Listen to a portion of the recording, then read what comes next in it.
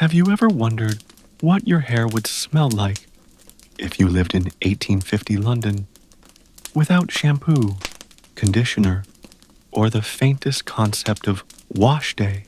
You're about to find out. Don't worry, you won't have to actually smell it. Just imagine a faint combination of lavender oil, candle soot, and the kind of air that made chimneys weep. You wake to the sound of a carriage rattling over cobblestones, the echo of horse hooves bouncing off narrow brick lanes. The morning light leaks through the lace curtains in your small rented room, catching the motes of dust that hover like sleepy stars. You're wrapped in a heavy quilt, though the chill of the London fog has crept in anyway. It always does. Your hair, pinned and braided the night before, feels stiff, like it's made of straw, soaked in rose water and regret. Washing it today isn't an option. Washing it this week isn't either. Water, especially cold water, is something Victorians treat with suspicion. Too much of it could unbalance the humors, they say. So instead, you'll rely on powders, perfumes, and prayers. Historians estimate that many middle-class Victorian women washed their hair only once every few weeks. The more refined the lady, the longer the wait. It wasn't laziness. It was fashion, health, and logistics. Heating water, dragging basins, and drying those massive curls could take all day. You, meanwhile, would prefer to avoid pneumonia. Still, appearances matter. You reach for your tin of orris root powder, a pale, sweet-smelling dust made from the root of irises. You pat it along your scalp with a brush made of boar bristles and real turtle shell, pretending the gentle scratching means clean. The powder absorbs the oils and leaves behind a faint floral haze, though if you looked too closely, your hair now resembles a half-dusted pastry. But it's Victorian London. Everyone smells faintly of pastry and despair. Outside, the street vendors call out, fish, coal, laundry. Laundry, ironically, is cheaper than soap for the body. Your landlady's cat sneezes in the hallway. Somewhere a church bell tolls through the fog. You sigh. It's another day of modest filth, genteel decay, and a strangely comforting sort of endurance. There's a saying in the papers, a lady's beauty is her ornament, but her hair is her crown. You think about that as you tug the brush through a stubborn knot. A crown indeed, if only crowns came with the lice combs. Yes, they did exist. Entire industries thrived selling ivory and bone combs designed for minute intruders. An obscure tidbit, Victorian women often kept hair receivers on their dressing tables, small porcelain jars with a hole in the top. Every time you brushed your hair, you'd collect the loose strands and store them inside. Why? To later stuff them into hair pieces, cushions, or even jewelry. Nothing went to waste, not even what fell from your own head. Romantic or horrifying, depending on your mood. Historians still debate whether this ritual was truly hygienic or merely sentimental.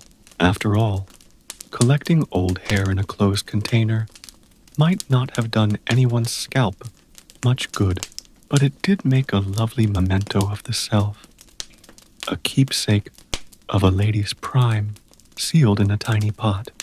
You glance into the mirror, your powdered curls pinned high like some exhausted duchess who's seen one too many damp ballrooms. You smile faintly. If only the gentleman knew what was holding it all together. Rancid, pomade, and divine stubbornness. You smooth a wisp of hair behind your ear, breathe in the faint rose scent, and whisper to yourself, You probably won't make it through this day. Still, you'll try. If you're listening to this and still awake, maybe take a moment to like this video. It helps the sleepy historians know you care. And drop a comment below. Where are you listening from? And what time is it for you? Now, let's ease into tonight's journey, deeper into the fragrant, filmy maze of Victorian womanhood, where hair was sacred, soap was optional, and patience was practically perfume. You step into the dim morning air. The city is half awake, coughing itself to life. Chimney smoke curls lazily against a bruised gray sky. The scent of coal, horse manure, and yesterday's mutton broth fills your lungs. A smell no candle can conquer. You pull your shawl tighter, pretending it helps. Today's errand is simple. Visit the hairdresser. The term dresser is optimistic. In truth, these shops are small, cluttered rooms that smell of hair oil and singed fabric. A brass bell jingles as you enter, and a man with waxed mustaches nods politely. He greets you as Madam, though you suspect his politeness is measured by the shine of your coin purse. The mirror before you has seen better decades. You sit on a high stool while the dresser inspects your hair with a look somewhere between admiration and alarm. Fine strands, he murmurs, but dry. You've been brushing too often, perhaps. You smile vaguely, unsure how to explain that you last washed it sometime around Queen Victoria's second cousin's wedding. He begins with a warm towel, not to clean, just to stimulate the scalp. Victorians believe blood flow is everything. Health, beauty, virtue, all come from good circulation. Hence, the daily brushing ritual. 100 strokes every evening, preferably by candlelight. It sounds romantic until you realize your arm falls asleep halfway through. Here's your historical fact of the day. Many Victorian women used macassar oil, a blend of palm and coconut oils imported from the Dutch East Indies. It was so popular that households had to invent anti-macassars, decorative cloths placed over chairs to protect them from greasy stains. Imagine being so collectively oily that your furniture needed a defense mechanism, as the dresser applies a new concoction of bear grease, mercifully not always from actual bears. You feel your scalp tingle. The smell is halfway between vanilla and wet dog. Still, you nod approvingly. There's an art to pretending something is luxurious while it quietly assaults your senses. A strange tidbit. Some women kept their hair fresh by sprinkling it with tiny amounts of brandy or gin. The alcohol evaporated quickly, taking odor with it. Others used vinegar rinses, effective if you didn't mind smelling like a salad. One daring lady, according to an 1861 column, swore by onion juice and patience. History does not record whether she had friends.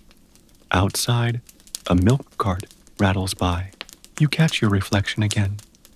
The curls glisten, the color richened by a thin sheen of oil and effort. You do look striking, in a way, a little like a candle before it melts. The hairdresser pins the last coil in place, stands back, and nods solemnly.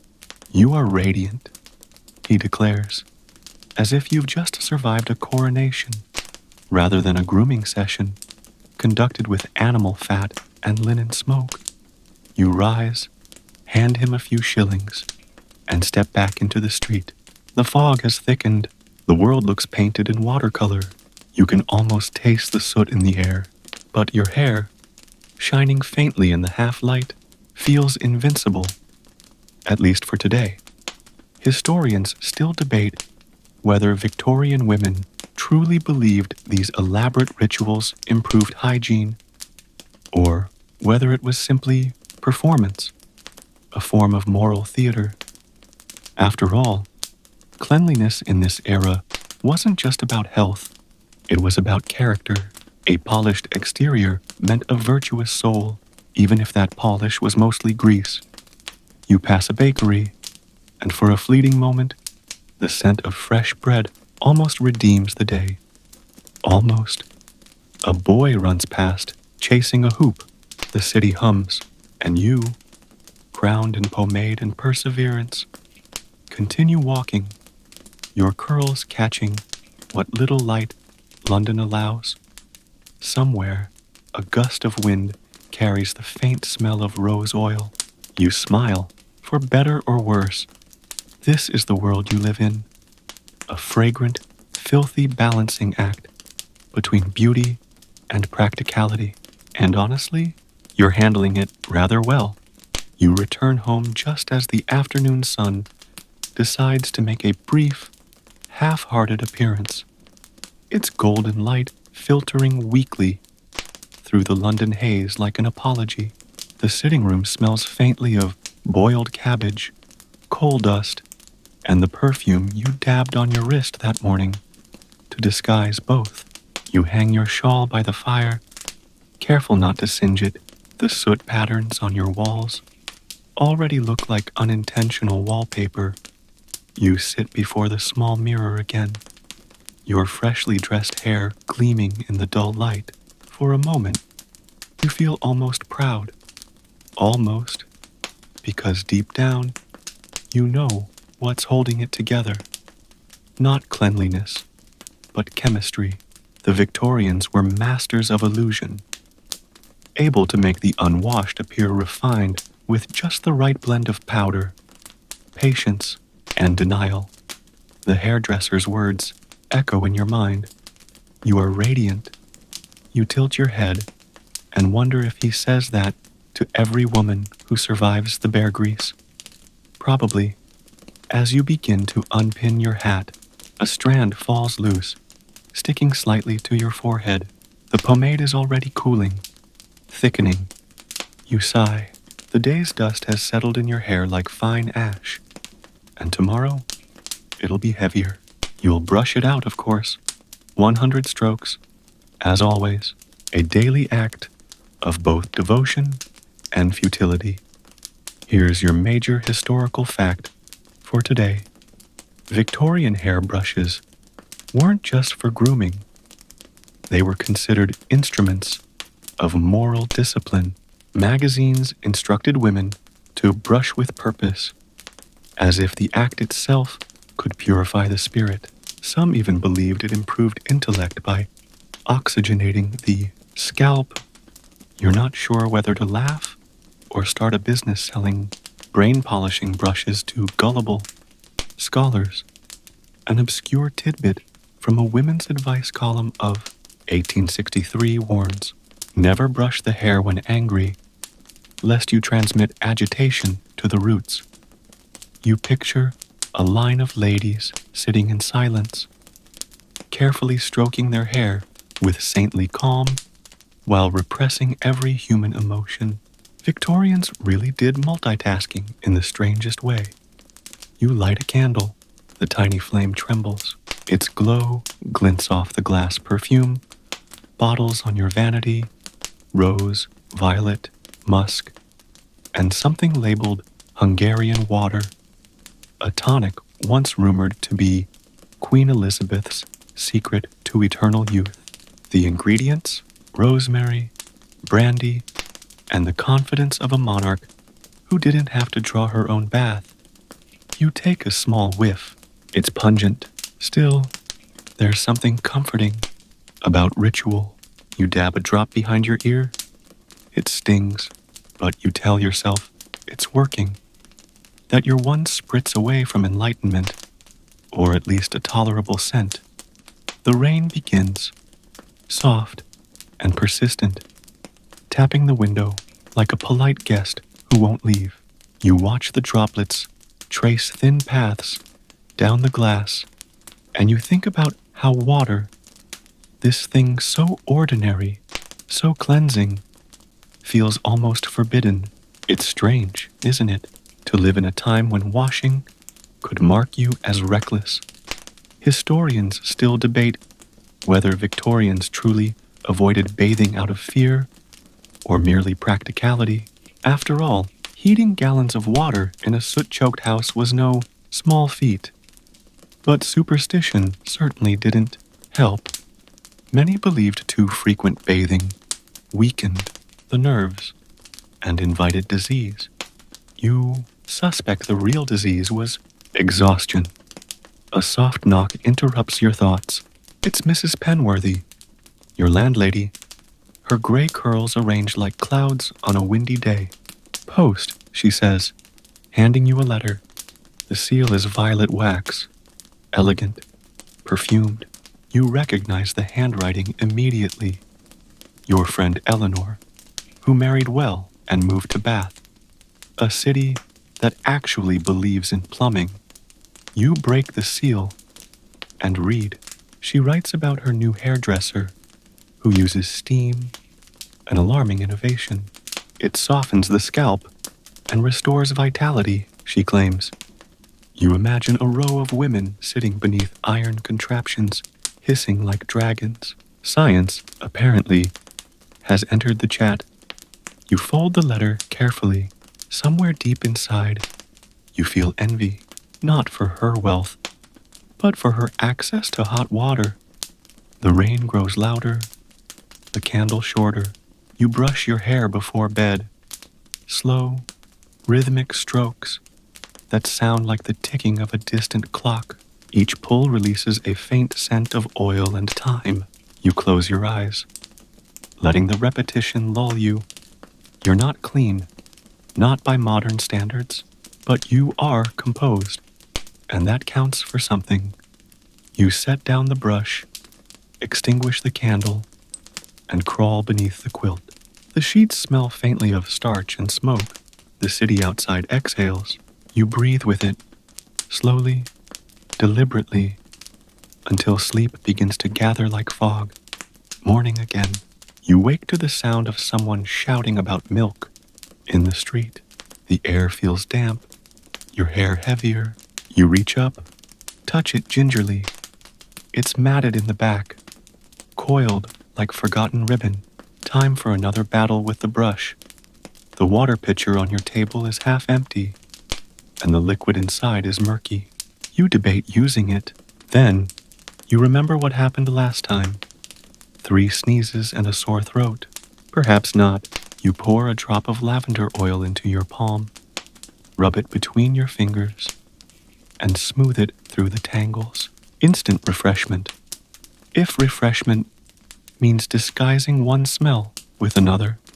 Victorian women, especially those of the upper and middle classes, believed that maintaining hair wasn't just beauty, it was identity. A woman's hair was often cut only after death, to be woven into mourning jewelry, or kept as a family relic.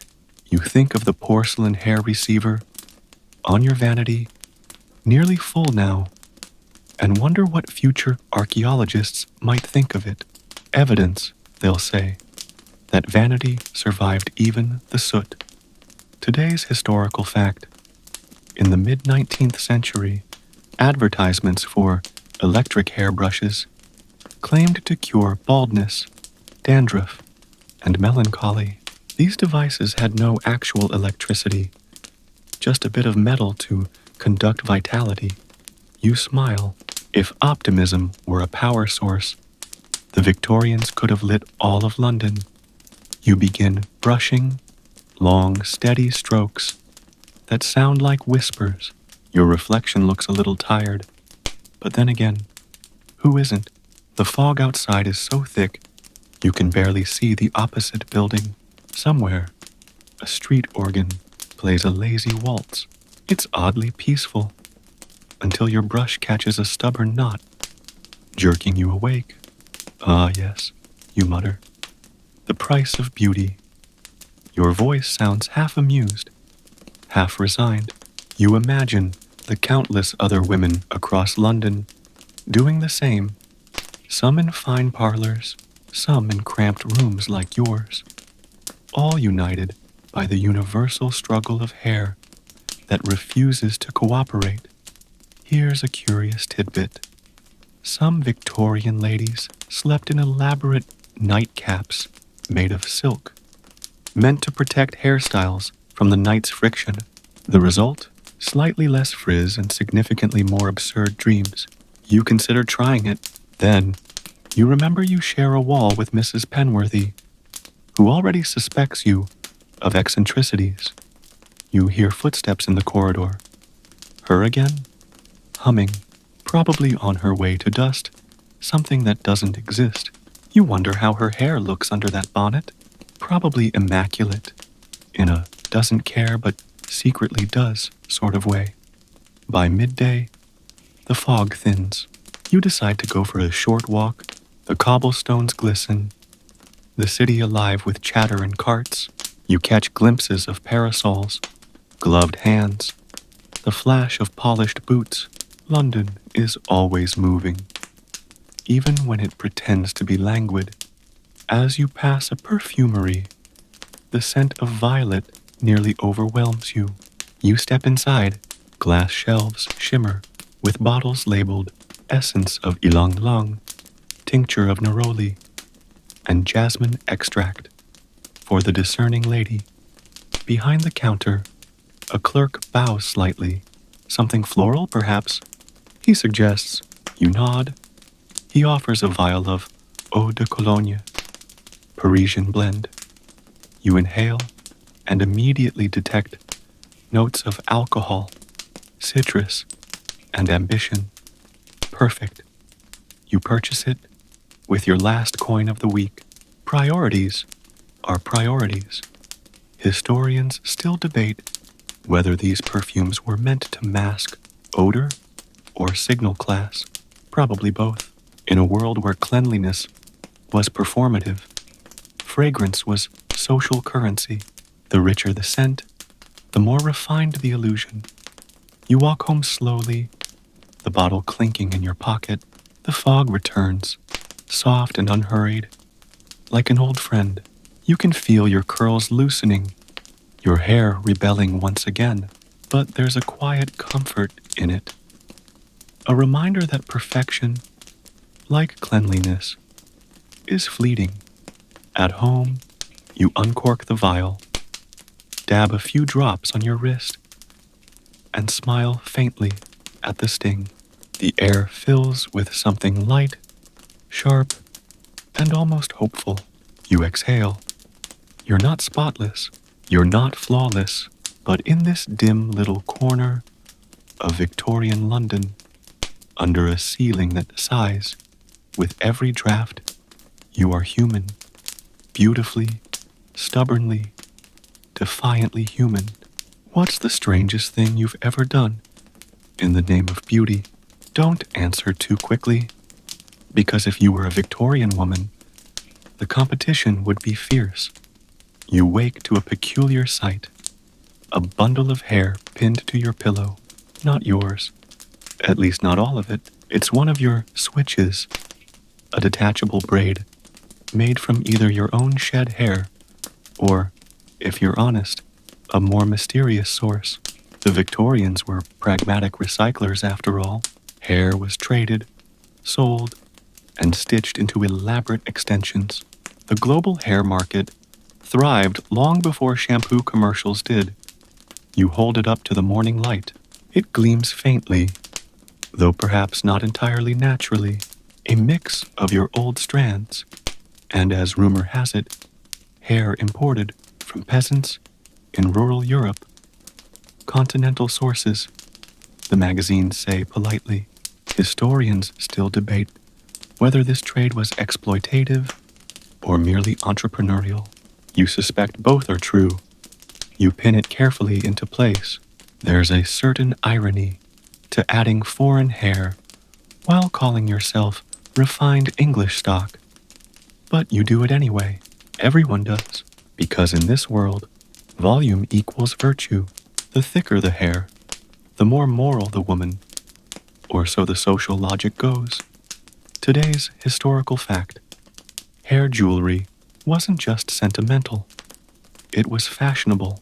Lovers exchanged woven locks, friends crafted bracelets from one another's strands, and mourning brooches contained tightly braided relics of the deceased. Hair, immortal in decay, was proof of connection, a token of presence that lingered when breath and soap did not. An obscure tidbit: Queen Victoria herself commissioned jewelry made from Prince Albert's hair after his death. Entire workshops specialized in such keepsakes. Delicate, meticulous braiding, done under magnifying glasses. You imagine the workers hunched for hours, the air thick with silence and strands. You brush the switch once more, blend it with your own curls, and peer into the mirror. There, the illusion is perfect, almost too perfect. You look like the kind of woman who never sweats, never coughs, and certainly never has to scrape dried pomade from her brush with a hairpin.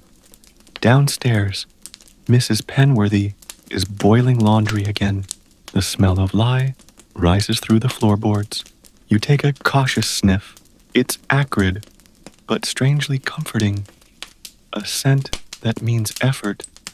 Someone, somewhere, is actually getting clean. You decide to venture out. Today, the streets are bustling with carriages, gossip, and the faint sweetness of roasted chestnuts. You head toward Regent Street, where the latest trends gleam behind shop windows. A mannequin displays an ornate hair comb, mother of pearl, engraved with lilies. You pause. You can't afford it, but you stare anyway. It looks less like an accessory and more like a crown for the everyday martyr. Inside, a shopgirl greets you with the mechanical politeness of someone who's rehearsed Madam more times than her own name. She gestures toward a shelf of newly imported French tonics. You pick one up and read the label. For gloss and strength, contains quinine. You blink. Isn't that what they use to treat malaria? You glance around. No one else seems concerned. Victorian beauty products were like alchemy. Half science, half improvisation, and all audacity. Lead in the face powder, arsenic in the tonics, mercury in the skin cream. You can't decide if they were brave or simply too polite to panic. Back home, you sit before your mirror once more, bottle in hand. You hesitate. Then, with the kind of optimism only the sleep-deprived can muster, you dab a drop along your hairline. It tingles, alarmingly so, but you smile anyway. Vitality, you murmur. Or maybe dizziness. Historians still debate whether women actually believed in these products or simply performed belief as a form of hope. Because really, what else can you do in a world where cleanliness is a luxury and beauty a duty? You lean back in your chair, the rain starting again, gentle as a lullaby. Your curls glisten faintly in the candlelight, shining not with purity, but persistence. Outside, the bells of St. Martin's ring. You breathe deeply, pretending the scent of quinine is lavender. You close your eyes and let the city hum you to sleep. The next morning greets you with an unwelcome visitor, the unmistakable stiffness of yesterday's ambition. Your hair, still slick from the tonic, feels like it's auditioning to become sculpture. You reach up and your fingers stick halfway through. Lovely. You're becoming one with your own pomade.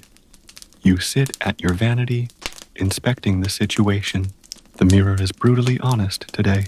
A few stray curls stand out at rebellious angles.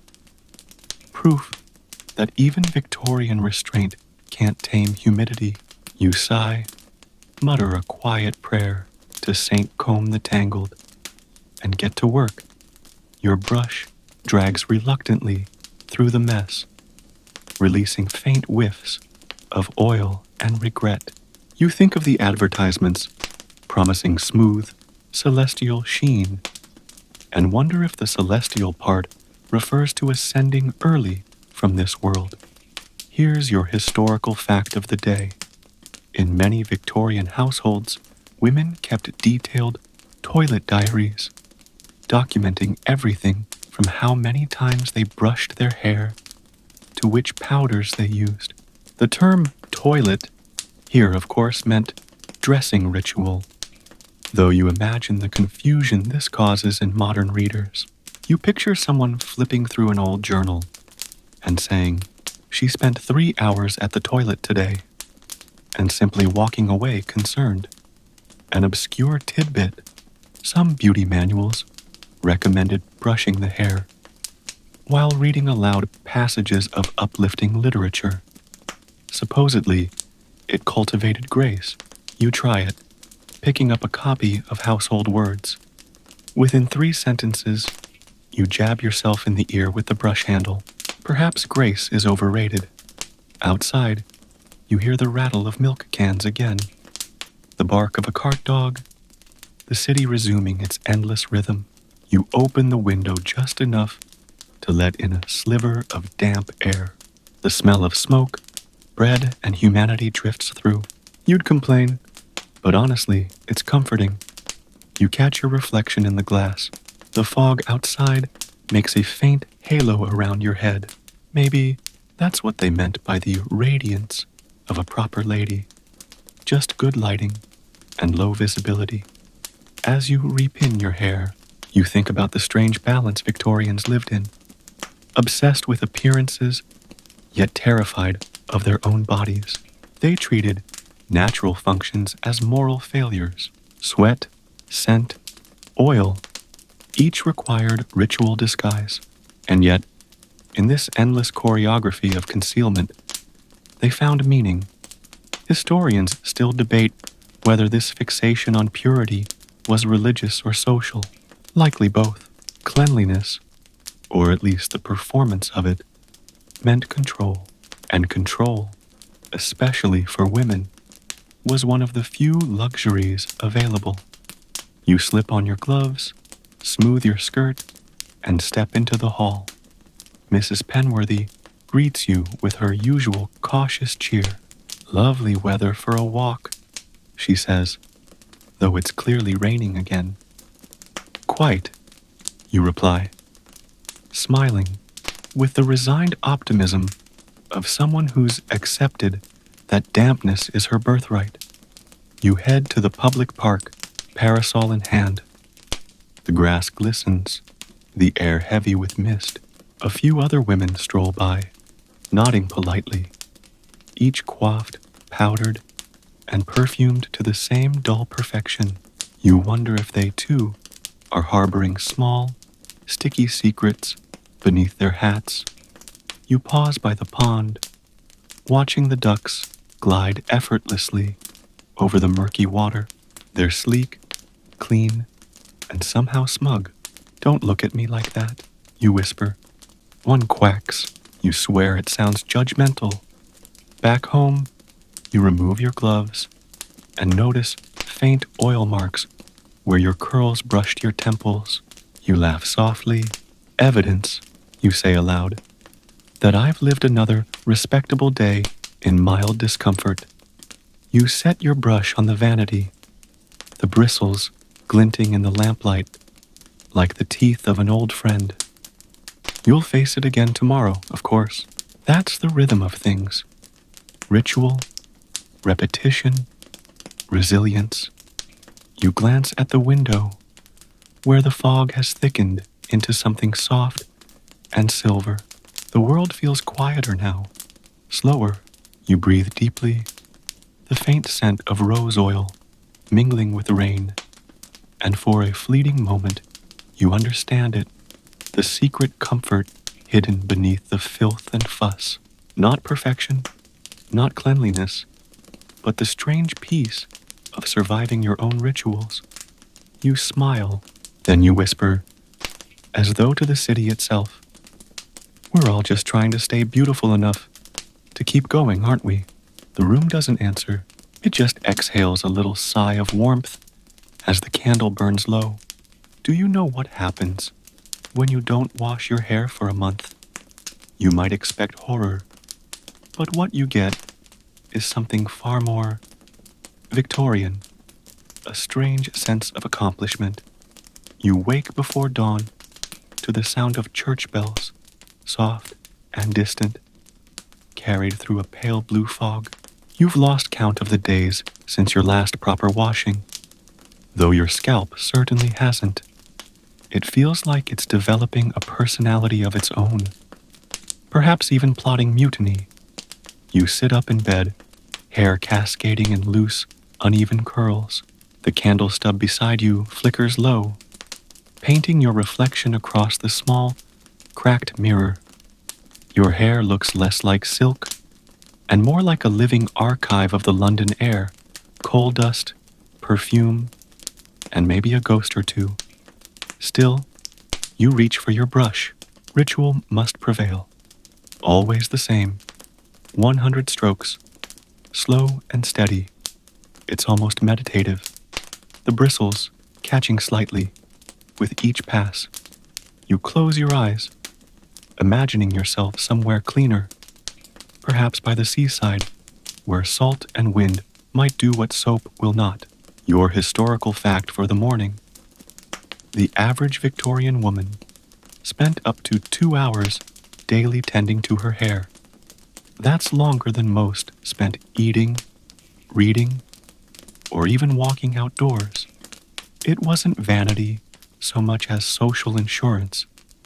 Appear unkempt, and your reputation might fall faster than your curls in the rain. An obscure tidbit, one so wonderfully odd, you almost wish it weren't true. Some women, particularly in rural areas, used butter or goose fat as hair treatments. For shine and pliancy, the pamphlets claimed. You imagine applying butter to your scalp, then realizing halfway through breakfast that you've literally greased yourself. Progress smells faintly of dairy. You pause your brushing to peer at the jar of orris root on your vanity. The label is fading, the contents clumped from damp air. You tap it gently, and a puff of powder drifts into the candlelight like a small, perfumed ghost. You cough, delicately, of course. Everything in this era, even suffocation, is done politely. Historians still debate whether orris root genuinely helped absorb oil, or merely made everything smell faintly like violet pastry. Either way, it worked, at least by Victorian standards of good enough. You dress slowly, the fabric whispering against your skin. Every layer, another small act of defense against the city's chill. Corset, chemise, petticoat, then the dress itself, soft gray with faded trim. You fasten each button as though sealing away a secret. Outside, the morning hum begins. Carriage wheels, gossip, the cry of a muffin man. You sip your tea, slightly smoky from the cheap leaves, and glance toward the street. The fog is thinning, revealing rows of chimneys stretching like tired soldiers into the sky. You think about Eleanor again, your friend in Bath, the one with steam treatments and servants who actually boil water for her baths. She once wrote that her hair feels weightless. You smile faintly. You wouldn't know what that feels like. Still, as you smooth the last of your curls into place, something about the ritual feels grounding. There's dignity in maintenance. Even if your scalp disagrees, you set down the brush, inhale the soft scent of rose oil clinging to your fingers, and whisper to the mirror, "Well, my dear, we may be filthy, but we are fashionably so." You tie your bonnet, open the door, and step once again into the fog. which greets you like an old friend who's never once bothered with soap. The fog doesn't lift all day. It's one of those London afternoons where time moves like cold syrup, slow, heavy, and faintly sticky. You're in the market district now, weaving between carts piled with onions, cloth, and curiosity. Every face you pass wears the same expression: polite endurance.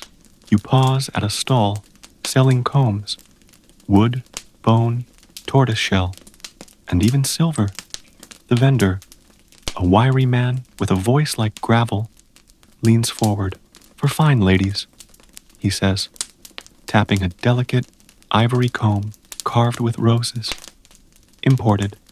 French." You pick it up, feeling the cool weight of it in your hand. Beautiful, yes. But you know the irony. Ivory combs crack easily when exposed to pomade or oil, which is to say, they are decorative lies, much like most of society. You set it down gently. Your historical fact today: Victorian hairdressing was a social event. Women would gather for hair afternoons, where they braided, pinned, and powdered each other's hair, while discussing fashion, faith, and whoever's husband had the worst table manners. Beauty was a collective enterprise. Solitude, especially for women, was frowned upon. It smelled faintly of scandal. You smile at the thought. You, sitting in your tiny room, brushing alone by candlelight, would probably count as suspicious. Perhaps they'd call you eccentric. Or worse, literary, an obscure tidbit for you. One etiquette manual advised that a lady's hair should never appear too clean, for it implies vanity of the flesh. You blink at that, caught between amusement and disbelief. Imagine living in a world where being too clean was gauche. Actually, never mind. You already do. You continue walking. The air smells of rain and roasted nuts. A boy runs past, splashing through puddles, laughing. You envy that kind of carelessness, the freedom to get wet without consequence. For you, even a droplet means hours of repinning, rescenting, and pretending everything's fine. By late afternoon, you reach the apothecary. A bell tinkles as you enter, and the scent of herbs and alcohol rushes out to meet you. Shelves line the walls, filled with brown bottles labeled tincture of myrrh, elderflower extract, naphtha, hair restorer. You tilt your head at that last one. Naphtha, you recall, is a petroleum byproduct, and yet someone thought it wise to rub it on the head. Historians still debate whether early hair restorers worked at all or simply functioned as expensive self-esteem tonics. Either way, the Victorians were sold. Hope, it seems, always finds its market. The apothecary himself appears, wearing a waistcoat that smells faintly of camphor and business. "Something for the hair, miss?" he asks. You nod, curious. He presents a small jar labeled Dr. Holbrook's Vitalizing Pomatum. You squint at the fine print, containing lard, beeswax, and a proprietary essence of rejuvenation. You can't help but grin. Proprietary essence? It sounds suspiciously like wishful thinking. Still, you buy it, not because you trust it, but because it's small enough to hold hope. Back in your room that evening, you twist open the jar. The contents glisten faintly. The smell both floral and faintly barnyard. You dab a little between your palms and smooth it over your curls. Immediately, your hair shines, slightly too much perhaps, like polished mahogany. You chuckle softly, There's something tender about this absurdity, the way people in every age try to polish the chaos of living. Maybe all the brushing, the powders, the pomades. It's not vanity, it's self-preservation. You catch your reflection in the mirror once more. The candlelight softens everything, the dust, the flaws, even the fatigue beneath your eyes. You look almost ethereal if you squint hard enough. You lean forward and whisper to your reflection, "Well, my dear, if radiance is 90% delusion, I think we're nearly saints." The city hums outside your window. The candle flickers low. You brush your hair once more, each stroke slower than the last, until your thoughts fade into something quiet and warm. You wake to the gentle creak of wood and the distant hum of London, trying, once again, to function. Somewhere outside, a peddler calls out for rags, another for bread, and someone's baby wails like a reluctant alarm clock. Your head feels heavy, not from sleep, but from pomatum that has stiffened overnight into something between wax and memory. You sit up slowly, the quilt rustling around you, and stretch your arms toward the pale morning light. The air smells faintly of damp linen and burnt toast. You glance at your reflection in the little mirror on the vanity. There it is, your hair holding its ground like a fortress. You sigh, "Still here." You whisper to it, as if it might one day get up and leave on its own. You pick up your comb, the one with missing teeth, and begin the slow ritual of restoration. Each pull crackles faintly, static whispering through the strands. The sound is oddly comforting, like a cat purring in protest. Here's your historical fact of the day. Many Victorians believed brushing and combing weren't merely aesthetic, but moral duties. They were acts of order, of self-discipline. To manage one's hair was to manage one's soul. Cleanliness was next to godliness, but neatness was divine. And yet, you think as you tackle another knot, the Victorians had a curious relationship with truth. They prized purity, but lived in coal smoke. They worshipped decorum, but invented arsenic soap. Contradictions everywhere, scented with rose oil and denial. You sprinkle a bit of orris root powder into your brush and resume. The faint violet scent blooms again, disguising the mustiness that lingers no matter what you do. You hum absently, a tune from a street organ drifting up through the window. An obscure tidbit.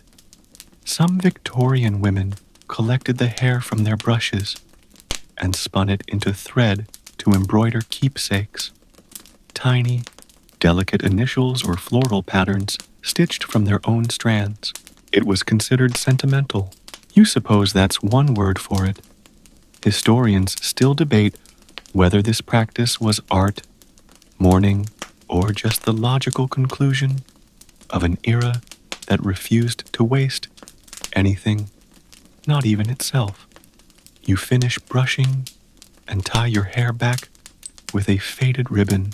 It's frayed at the edges, much like your patience, but it'll do. You glance toward the street below. The fog has lifted slightly, revealing the steady bustle of morning. Women in bonnets hurry by. Men tip their hats. Carriages clatter. Everyone, pretending the world is orderly. You decide to step outside. The cobblestones glisten from last night's drizzle, and the air carries that peculiar Victorian perfume. Smoke, yeast, and ambition. You pass a newspaper boy, shouting headlines about sanitation reforms. You smile faintly. Progress, it seems, is always theoretical. At the bakery, you buy a small loaf and exchange a few polite words with the baker's wife. whose hair is pinned with the confidence of someone who doesn't wrestle with it daily. You wonder what she uses, maybe less concern. You eat the bread on the way home, tearing it apart slowly, crumbs trailing like breadcrumbs for future archaeologists. The warmth of it, the simplicity, it feels grounding. For all their excess, Victorians were always hungry for comfort, even if they called it virtue. Back in your room, you sit before the mirror once more. You look tired, but calm. A faint shine clings to your curls, like dew on old leaves. You smile, just barely. Survival, you think, isn't about being spotless. It's about showing up for your own reflection, even when it's a bit oily. You blow out the candle stub from last night, and the little puff of smoke curls upward, vanishing into the dim air. Somewhere, a clock chimes 11. You take that as your cue to do nothing at all for a while. Later that afternoon, you decide to visit someone. A luxury you allow yourself once a week. Mrs. Radcliffe, your neighbor 3 doors down, has invited you for tea and female discourse, which usually means gossip disguised as philosophy. You tidy your hair, add a bit of rose pomade to the ends for shine, and step into the street. The sky is a polite gray, the kind that promises rain, but delivers gossip instead. As you walk, you catch your reflection in a shop window. You look respectable, if slightly glazed. Good enough. Mrs. Radcliffe's parlor smells of peppermint and overconfidence. Lace curtains droop slightly in the corners, and the wallpaper, once floral, has faded to something between melancholy and beige. She greets you warmly, her hair piled high and firm, enough to double as an architectural feature. Do sit, dear, she says, gesturing toward a chair that has an antimacassar delicately draped across the back. You smile at it, one of those embroidered cloths meant to protect furniture from hair oils. They're in every respectable home, silent witnesses to collective greasiness. As she pours tea, she mentions her newest obsession, a dry shampoo recipe involving bran and lavender powder. It absorbs the oils marvelously, she insists, her curls trembling slightly as she nods. You listen politely, though your scalp twitches at the thought of breadcrumbs in your hair. Here's your historical fact. Bran and starch were indeed popular as proto-dry shampoos in the 1800s. Women would rub them through their hair, then brush the residue out. The effect? Cleaner, lighter locks, and an uncanny resemblance to freshly dusted pastries. An obscure tidbit. Some ladies preferred rice powder, but it was so fine that it often made their hair flammable. There are reports of coiffures accidentally igniting from proximity to candles. You glance at Mrs. Radcliffe's enormous curls and make a mental note to sit nowhere near her lamps. The conversation drifts to fashion, politics, and the scandalous notion that women might one day cut their hair short. Unfeminine, declares Mrs. Radcliffe. Positively French. You sip your tea and hide a smile behind the cup. The future, it seems, has a sense of humor. Historians still debate whether early Victorian women truly believed long hair was tied to moral virtue, or whether it was simply a social script too entrenched to escape. Either way, the result was the same. Women trapped beneath their own curls, smiling through the weight. As tea cools and light fades, you feel an odd comfort in the ritual, the small absurdities of it all. The talk, the powder, the delicate lies, they're oddly soothing. Perhaps that's the secret. No one really believes in perfection. They just agree to pretend together. You thank Mrs. Radcliffe, Promise to try her miracle brand method and step back into the dusk. The street glows faintly gold from the gas lamps, each one a tiny sun trying its best. Your hair catches the light as you walk, a soft halo of effort and illusion. The air smells faintly of rain again. You wonder if the world ever truly changes, or if it just trades its pomades for something with better marketing. You reach your door, open it quietly, and exhale. Inside, everything is still. The mirror waits, the brush rests, and the candle flickers low. You remove your hat, unpin your curls, and let your hair fall. It sighs, as if relieved to finally be imperfect again. And you, ever the dutiful lady of your own small empire, smile and whisper to the room, "Well, another spotless day in the service of controlled chaos." You almost believe it. It's astonishing how heavy hair can feel. When you've been pretending it's effortless for weeks, you wake to find your braid pressing into the side of your face. Like a soft accusation, the air is still. That kind of slow, yellow-gray morning light that makes everything look like an old photograph. The fire's out. The world smells faintly of soot and lavender, a combination you've learned to accept as your personal signature scent. You rise, stretch, and wince slightly as the pins in your hair tug against your scalp. There are so many of them. You could probably pick a lock with the right one. You sit before your mirror, eyes half closed, and begin the unpinning. One by one, the curls loosen and fall. You look less society lady and more escaped doll, but there's something honest about it. Today, you've resolved to attempt the near unthinkable. A partial wash, not the full ordeal, just the front.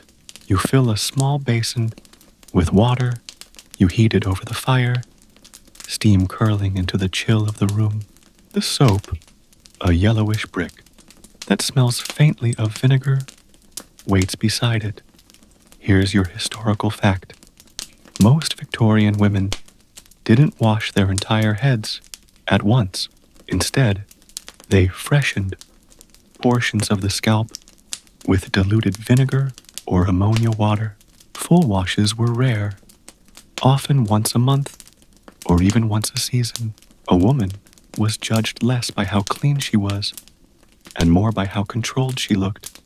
You dip your fingers into the water. It's barely warm. You sigh.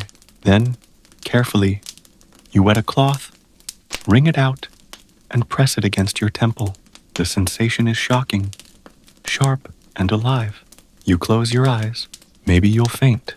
That would at least make the day interesting. As you rub gently, the scent of vinegar fills the air. You remember reading that ammonia water stimulates the roots.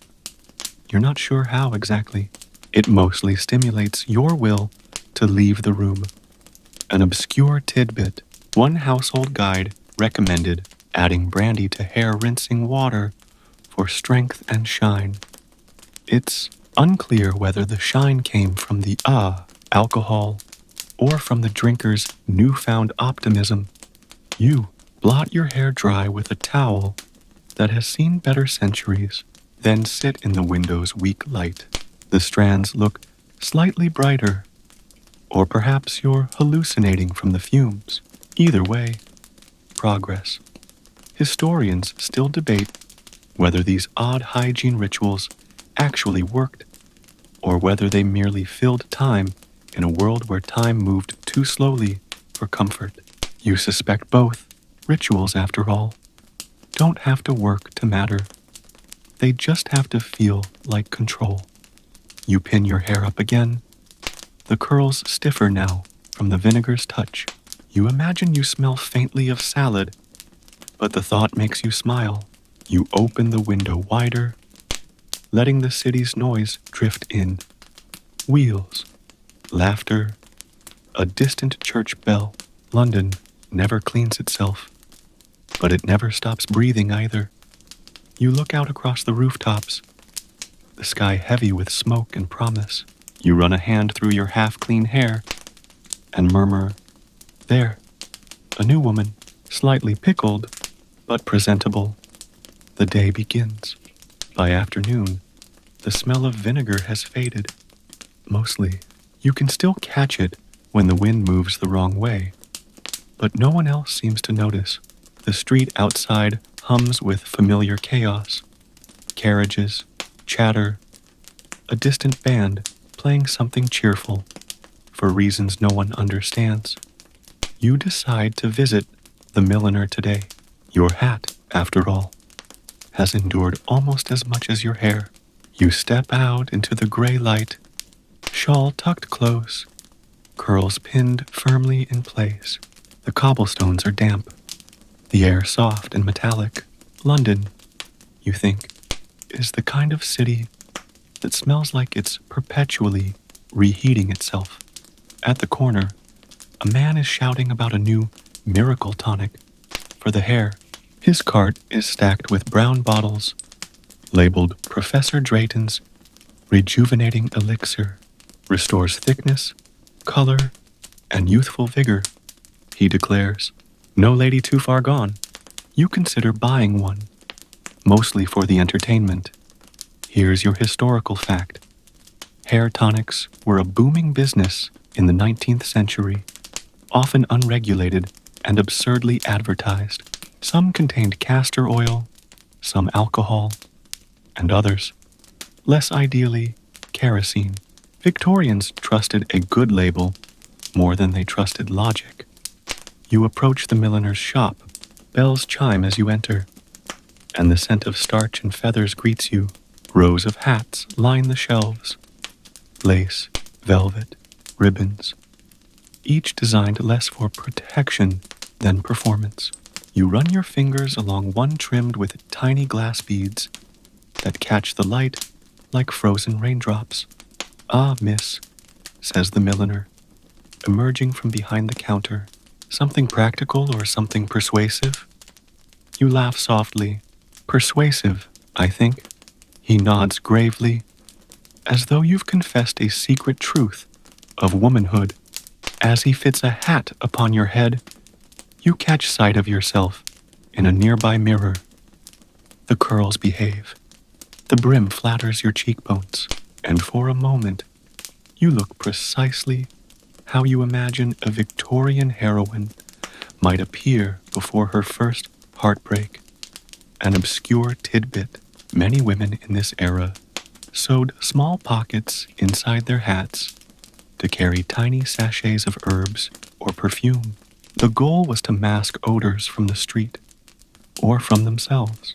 A moving air freshener disguised as elegance. Historians still debate whether these efforts were for comfort or simply social survival. Perhaps they're the same thing. You purchase the hat, thank the milliner, and step back into the drizzle. The streets shine under the gaslights, reflections trembling like ghosts on the whetstones. You walk home slowly, umbrella tilted, the faint tap of rain syncing with your heartbeat. There's a strange peace in it, the rhythm of existing quietly, unheroically, but persistently. Back inside, you remove the hat, shake off the droplets, and set it carefully on the table. Your hair, remarkably, has survived the outing.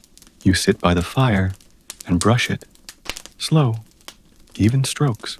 The bristles whisper through the strands, releasing the faintest scent of vinegar, rose, and city air. You close your eyes. The rhythm becomes a lullaby. The fire crackles. The rain slows. The world, briefly, feels kind. You think, perhaps beauty was never the goal. Perhaps it was simply the excuse, an anchor for tired souls who needed something to tend. You brush once more and whisper, "For all that effort, my dear, we've earned a nap." And the room, patient and gray, and filled with the softest light, agrees. You dream of soap, not just any soap, rich, lathering, impossibly clean soap that sings when you touch it, the kind of dream that wakes you up both comforted and betrayed, because when you open your eyes, your room smells not of lilies and purity, but of old hair oil and cooling tea. You lie there for a while, watching the ceiling's cracks catch the early light. It's a quiet morning, the kind that feels slightly unreal. Outside, the fog is thin enough to show a hint of blue sky, which, in London, might as well be divine intervention. You stretch, yawn, and then wince as your braid tugs at your scalp. Your hair has become its own companion, loyal, dramatic, and impossible to ignore. You sit up and begin the morning routine, half by muscle memory, half by stubbornness. Brush first, always the brush. You run it through your hair, the bristles dragging like whispers. You remember reading somewhere that brushing stimulates the mind as well as the scalp. Maybe that's true. You do all your best thinking mid-tangle. Here's your historical fact. In the 19th century, hairbrushes were often made with boar bristles and ivory handles. They weren't merely tools. They were declarations. A respectable woman's brush might cost more than her month's rent. Hygiene, in other words, was luxury disguised as virtue. You pause, examining your own wooden brush. Its handle is chipped, its bristles worn, but it does the job. Well, mostly, you continue brushing until the static hum fills the room like invisible music, an obscure tidbit. Queen Victoria herself was said to have her hair brushed 100 times every night by her ladies-in-waiting. It wasn't about cleanliness. It was ritual, status, and maybe a kind of meditative control. You imagine that scene. Golden brushes, candlelight, silent attendants, all for the slow choreography of vanity. You smirk, and I can barely get through 20 strokes without losing patience. Historians still debate whether such rituals were genuine health practices or simply performances of discipline. Perhaps both. The Victorians loved order more than they loved comfort. You tie your hair loosely and look toward the small pot of tea you left by the window last night. It's cold now, slightly bitter, but still drinkable. You sip slowly, watching the sunlight attempt to find its way through the smoke-heavy air. There's a knock at your door, soft but deliberate. You open it to find a young delivery boy holding a parcel wrapped in brown paper. "From Mrs. Radcliffe," he says. You take it, thank him, and close the door. Inside the wrapping, a small jar labeled bran and lavender powder, homemade. You laugh under your breath. She really meant it. You open the jar, sniff cautiously, and immediately regret it. The scent is earthy, comforting, and a little like breakfast. You sprinkle a bit into your hand and rub it gently through your hair. Tiny clouds of powder rise like mist, and for a moment, the room smells faintly like a bakery, trying to impersonate a spa.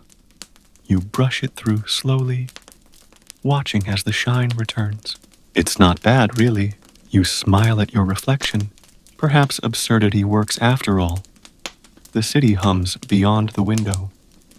Somewhere, a church bell marks the hour. The air feels softer than it should.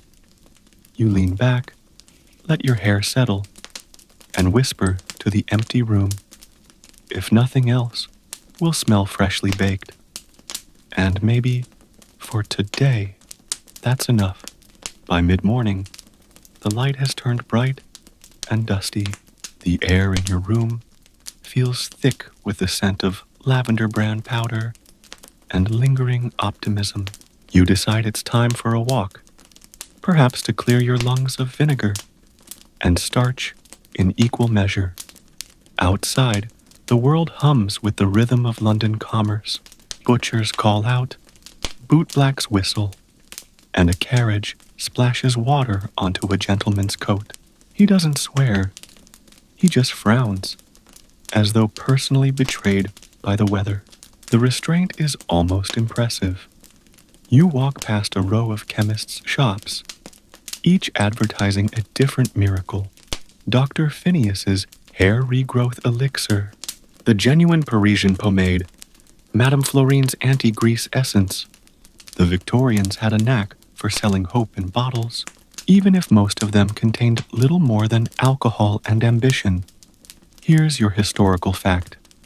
In 1854, a popular women's magazine recommended rinsing one's hair in beer to improve texture and shine. The yeast, it was claimed, added strength. You imagine an entire drawing room smelling faintly of pub and perseverance. You stop at a chemist's window. A hand-lettered sign reads, "Naphtha hair cleaner. Removes grease instantly." You stare for a moment, remembering that naphtha is, in fact, a type of petroleum. You murmur to yourself, "Well, what's a little flammability between friends?" You step inside. The shop is warm, lined with wooden shelves, and a faint buzz of flies. The chemist, a balding man with spectacles so thick they distort his eyes, looks up.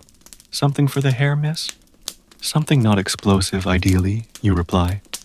He chuckles, then presents a small vial labeled Bay Rum Hair Tonic. You open it, inhale deeply, and nearly cough. It smells like someone bottled the concept of masculine disappointment. Still, you buy it. Curiosity is a stronger force than reason. An obscure tidbit.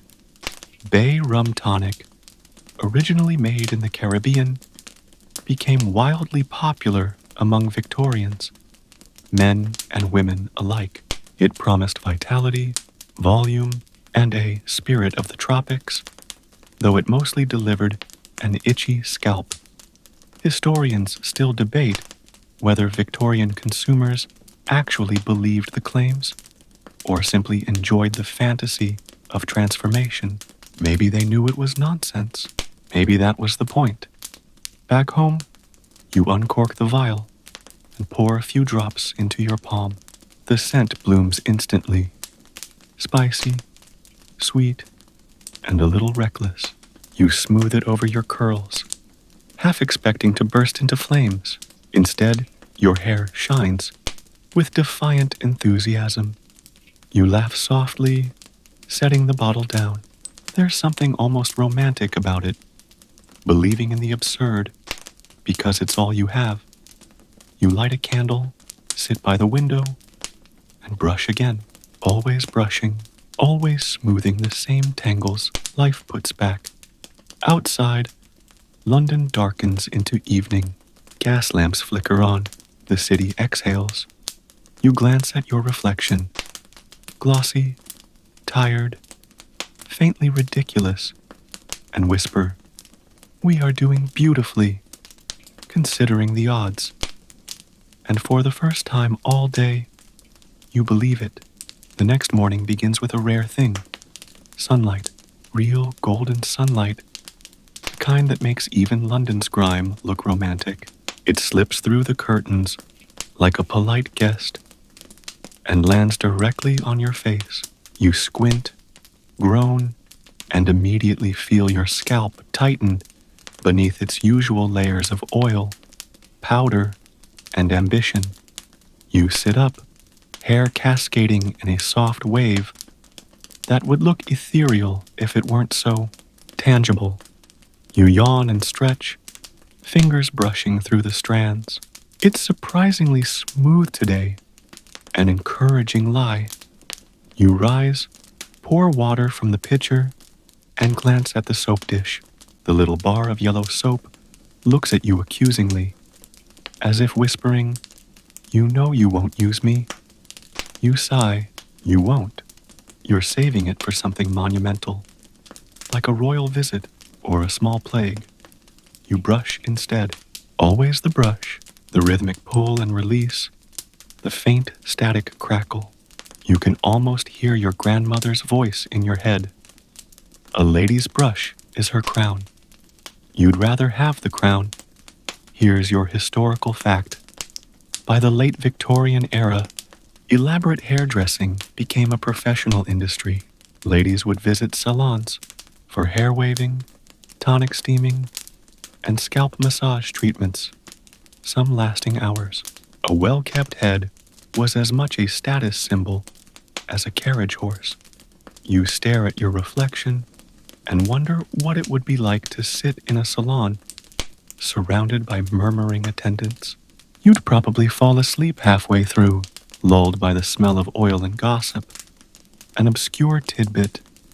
In 1898, a British woman named Martha Harper invented the first reclining shampoo chair and opened a hair parlor for ladies in Rochester, New York. She washed her clients' hair weekly, an act of such daring that it bordered on social revolution. You smile faintly. Imagine being called a rebel for simply using water. Historians still debate whether Martha's innovation was embraced immediately or met with horror by polite society. You suspect both. Every revolution, after all, begins with someone being slightly too clean. You pin your hair up, securing the curls with more optimism than structural integrity. A stray wisp falls against your cheek, and you decide to leave it. It feels honest. Outside, the street is alive. Vendors shout, birds scatter, and somewhere a barrel organ plays a slow tune. The city feels almost cheerful today, as if London itself got a good night's sleep. You decide to walk to Hyde Park. The thought of grass and open air feels luxurious. You step into the sunlight, bonnet tilted, just so, and let the crowd swallow you whole. By the time you reach the park, the air smells of dew and distant horses. Ladies stroll in their parasols, men in top hats pretend not to stare, and the trees rustle softly, oblivious to society's expectations. You find a bench and sit, the breeze catching your curls. For a brief, beautiful moment, you forget about hair care, propriety, and vinegar rinses. You just exist, warm, breathing, unpolished. You close your eyes. The sun touches your face. You think, half dreaming, maybe cleanliness isn't next to godliness. Maybe it's just next to contentment. And you sit there, quietly glowing, as the world spins politely around you. By evening, the glow of the park lingers faintly, like the memory of laughter. Your hair, despite the fresh air and sunshine, has reverted to its natural Victorian state. Half sculpture, half experiment. You're home again, perched beside your small mirror, brushing through the aftermath. The candlelight flickers against your face, catching the tiny gold threads in your curls. For all its inconvenience, it is beautiful. In a wild, overworked sort of way, you reach for your tin of rose pomade, noticing it's nearly empty. You've been stretching it for weeks, scraping the edges like a miser counting hope. You smile, then scoop the last bit and smooth it along your hairline. The scent, sweet, faintly dusty, wraps around you like memory. Here's your historical fact.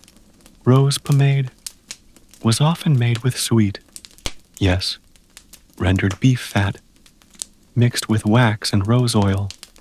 The result was fragrant, heavy, and oddly resilient. You could survive a thunderstorm with that stuff. and still smell faintly floral. An obscure tidbit: wealthy women sometimes infused their pomades with crushed pearls for radiance. Of course, pearls did absolutely nothing except sparkle under candlelight, but that was reason enough. You imagine a woman at her dressing table, whispering to herself, "If my scalp glows, I have won." You chuckle softly. The Victorians never did anything halfway. Historians still debate whether these elaborate concoctions were acts of vanity or defiance. Perhaps both.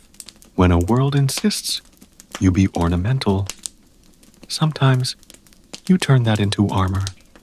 You set the empty tin aside, glance at your reflection, and whisper, "Armor polished." Then you do something spontaneous. You unpin your hair completely. It falls past your shoulders, heavy and alive, like it's been waiting for this moment. You shake it loose, laugh quietly at the sight. It's unruly, ridiculous, and completely yours. Outside, the wind begins to pick up, brushing against the window panes with a soft, rhythmic sigh. You lean closer to the glass, watching as the gaslights flicker down the street. For once, you're not thinking about how your hair looks. You're thinking about how you feel. Tired, yes, but strangely light. You take your brush again, not to fix, but to feel. Each stroke slower now, softer, the kind of brushing you do not for appearance, but for calm. Somewhere downstairs, someone laughs, a muffled, human sound in a city that too often forgets softness. You close your eyes, letting the world narrow to bristles and breath. The fire fades to embers. The clock ticks. Your curls settle like sleepy clouds around your shoulders. You murmur, half to yourself, "Maybe tomorrow I'll wash it properly." You won't. But it's nice to imagine a cleaner future. Morning arrives slowly. Gray light, soft drizzle, the quiet shuffle of carriages on wet cobblestones. You lie in bed for a moment, cocooned in blankets that smell faintly of starch and rose oil. Outside, a milk cart rattles by, and someone shouts about fish in the distance. London wakes noisily, even when it's half asleep. You reach up, instinctively touching your hair, still pinned, still loyal, still slightly crunchy, like a pastry that's been left out overnight. You sigh, sit up, and face the inevitable. The mirror greets you with its usual honesty. You look like someone who survived several centuries in one night. But at least you're consistent. You light a candle and begin your morning ritual. Brush, twist, pin, whisper threats to any strand that dares rebel. Here's your historical fact. By the 1860s, hairpieces and switches, bundles of false hair, had become a booming trade. Women purchased extra curls and braids to bulk up their natural hair, often dyed or perfumed to match. Some shops even sold mourning hair, jet black pieces meant for widows still performing their grief in public. You imagine walking into one of those shops, the smell of oil, dust, and faint despair, shelves of hair in every shade labeled like tea, chestnut, refined, midnight, mildly mournful. The clerk asking, with perfect civility, "Will you be weeping in this one, miss?" An obscure tidbit. Many of these hair pieces were made from human hair collected by street vendors who bought it from the poor. A few were even imported from Europe, where hair cutting was sometimes an act of charity or desperation. You pause mid-brush, staring at your reflection. There's something haunting about that. The idea that a stranger's hair could end up woven into your own, like a quiet ghost whispering through your curls. Historians still debate Whether most women knew where their false hair came from, or simply chose not to ask. Perhaps that's the most Victorian thing of all. Not ignorance, but the polite performance of it. You finish brushing, securing your hair into a tidy bun. The drizzle outside has thickened into rain, tapping softly against the window. You could stay in today, but the thought feels heavy, so you go out anyway. The street glistens with puddles. Umbrellas bloom like black flowers. You move among them, a quiet silhouette in the gray. You pass a girl selling violets, her hair tangled, wet, alive in ways polite society wouldn't allow. She smiles at you. You smile back. For a moment, the city feels intimate, like you and it are sharing a secret, that everyone here is pretending to be a little cleaner than they are. When you return home, you hang your shawl to dry and sit by the fire. The warmth is thin but loyal. You unpin your hair, letting the rain-dampened strands fall loose. They steam slightly in the heat. You laugh softly to yourself. London's only bath that comes free, you say, brushing through the damp. And for once, you don't mind the smell of rain and smoke. It smells like the truth. Gritty, fleeting, human. That night, you dream of hair that won't stay still. It grows and grows, snaking across the floorboards, wrapping around furniture, crawling up the walls. You wake tangled in your blanket, heart racing. The candle long since gone out. The room is dark, except for the faint glow of dawn. You sit up, exhale, and laugh at yourself. Imagine dying in a hair-related accident, you mutter. So terribly on brand. You light the candle again. Its flame trembles, like it's thinking twice about being awake. You brush your hair slowly, the sound a soft whisper through the quiet. Each stroke feels like reassurance. You're here, you're real. You're not being devoured by your own grooming habits. Here's your historical fact. Victorian doctors sometimes prescribed cutting the hair short as a treatment for nervous conditions in women. They believed that heavy, elaborate hairstyles drained vitality from the brain, which is, perhaps, the most poetic diagnosis in medical history. You smile, imagining a physician saying, "Madam, your mind is tangled. Let us start with the scalp." An obscure tidbit. Some asylum patients were indeed shaved upon admittance, not always for hygiene, but for control. Cleanliness and compliance were considered the same thing. Historians still debate whether this was a genuine attempt at care or just another method of erasing individuality. You suspect the latter. After all, nothing frightens an orderly society quite like a woman with unruly hair and unrulier thoughts. You pin your hair again, tighter this time, though your scalp protests. The irony isn't lost on you. Your neatness is your armor, even when it hurts.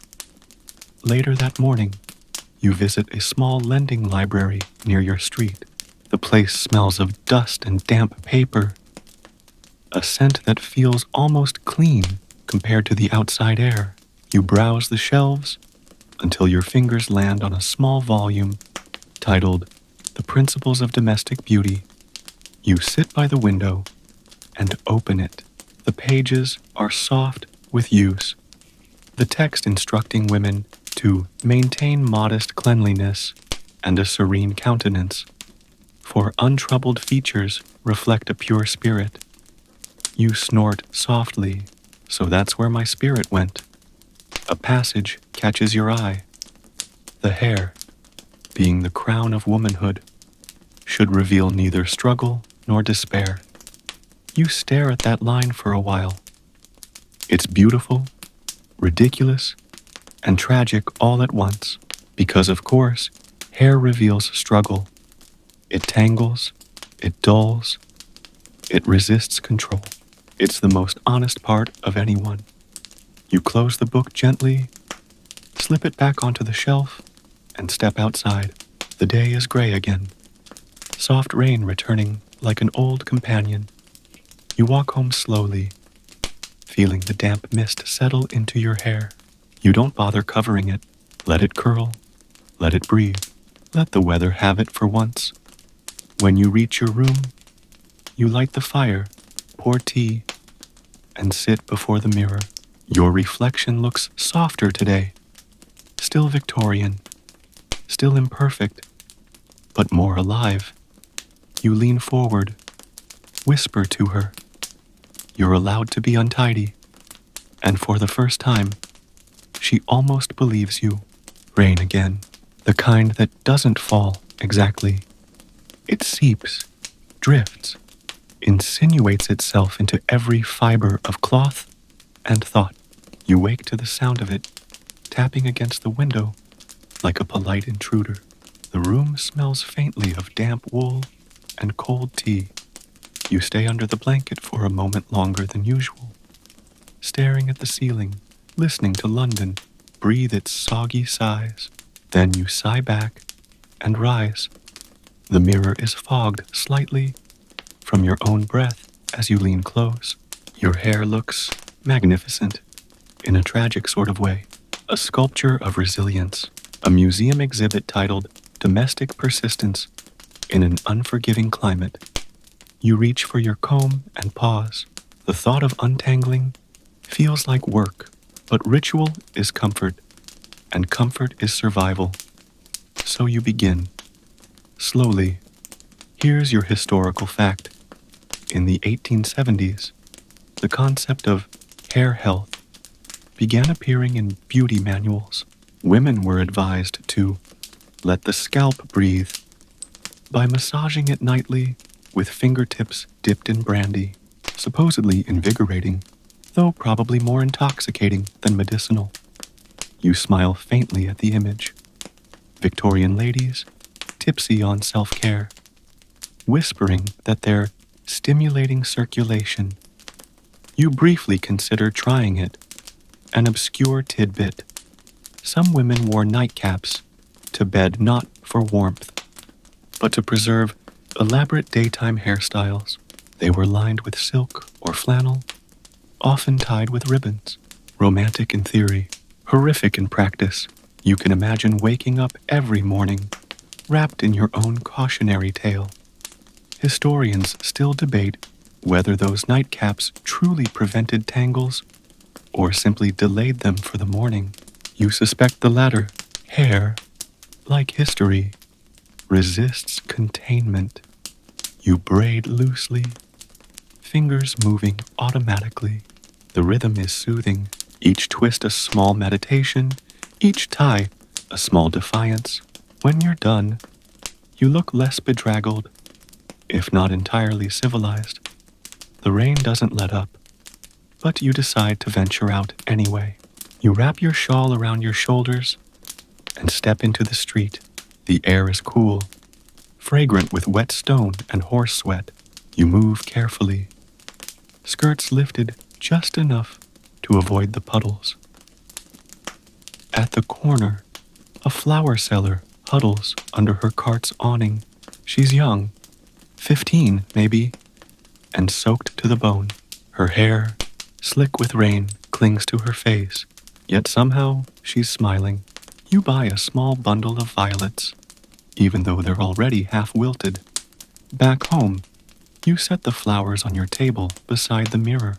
Their scent mingles with the faint perfume of rose pomade and wet city air. You unpin your braid, shake it loose, and brush slowly. Raindrops glisten in the strands, like tiny bits of borrowed beauty. You catch your reflection in the candlelight and murmur, "You see, we clean up just fine, with enough weather." You place the violets beside the mirror, their color a quiet rebellion against the grayness outside. For a fleeting moment, the room feels like a sanctuary, humid, fragrant, alive, and you realize, with a sleepy kind of peace, that maybe you've stopped trying to conquer your hair. Maybe you've just learned to live alongside it. The next morning dawns clearer, though the world still looks half-washed, as if London itself finally gave in and took a reluctant bath.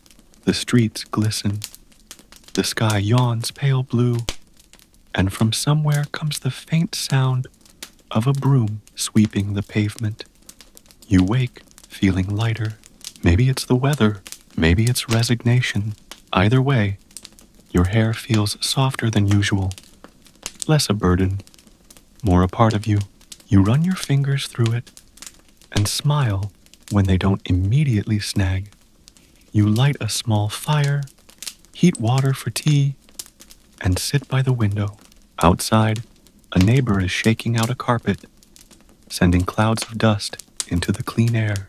You watch them swirl, then fade. It's oddly satisfying. Here's your historical fact. By the 1880s, hair hygiene had entered polite conversation. Magazines began printing advice columns about washing, scenting, and even aerating one's hair. The language sounded medical, but the goal was the same: control disguised as care. An obscure tidbit, one particularly confident magazine claimed that brushing your hair 300 times daily would purify the blood. You laugh out loud at that. Imagine the arm strength, imagine the delusion. Historians still debate whether these absurd rituals were born from ignorance or the deep human need to do something, anything, to impose order on chaos.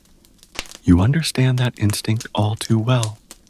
You decide to go visiting again, this time to a dressmaker's shop where you once bought a ribbon. The bell above the door tinkles softly as you enter, and the smell of fabric dye and starch welcomes you. The dressmaker, a small woman with quick fingers and kind eyes, looks up from her work. "Ah, it's you. The ribbon held nicely, didn't it?" "It did," you say, "though I think my hair would rather escape it." She laughs, motioning for you to sit. As she pins a new bolt of lace, she says, "You know, I use leftover ribbon ends to tie my hair at night. Keeps it from breaking." You tilt your head, intrigued. "That actually works?" "Sometimes," she shrugs. "Sometimes it's just an excuse to feel like I'm tending to something." You nod, understanding entirely. As you chat, the light in the shop turns golden. Dust motes dance in the air, caught between the hum of scissors and the rhythm of quiet lives being mended. You buy a single length of silk ribbon, pale blue, soft as breath. When you return home, you brush your hair again, slower than usual. Each stroke feels like an act of care, not correction. Then you tie the new ribbon around your braid. It's small, almost invisible, but it feels like a promise. To yourself, perhaps, or to the part of you that still wants softness.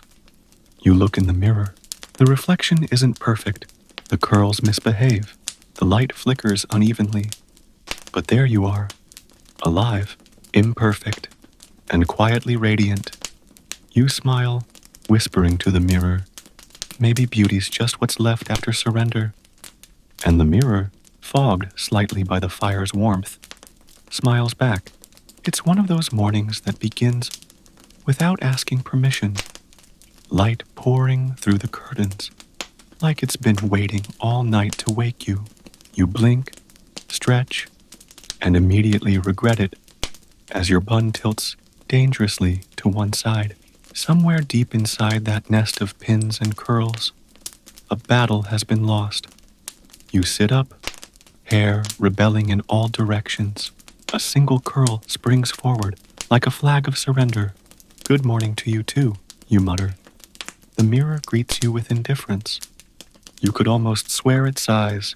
You pick up your brush, loyal companion, reluctant accomplice, and begin your daily diplomacy with gravity. Here's your historical fact. In the late Victorian era, women began adopting the Grecian coil hairstyle, a tidy chignon at the nape, wrapped with ribbons or braids. It was praised for its elegance, modesty, and restraint of character. In other words, a hairstyle that apologized for existing. You attempt one yourself. It doesn't go well. Your curls have their own political party. You end up with something between Victorian poet and escaped governess. You decide to keep it. Authenticity is in this year, surely, an obscure tidbit. One etiquette book advised women to avoid vanity in hair mirrors, warning that excessive self-regard leads to frizz.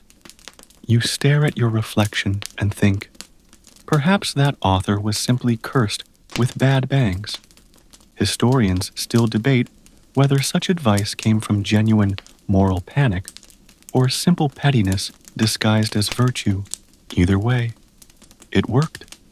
The Victorians managed to turn self-consciousness into a national pastime. You laugh softly, smoothing your stray curls into submission. Then you reach for your lavender water. The one luxury you allow yourself daily. You dab a little at your temples, inhaling the faint floral coolness. The scent makes you feel temporarily invincible. Outside, the air is crisp and dry. You decide to walk to the post office. On the way, you pass a young woman wearing her hair cropped short, shocking, almost modern. She's laughing freely, her neck bare to the breeze. You stare just long enough to feel a flicker of envy.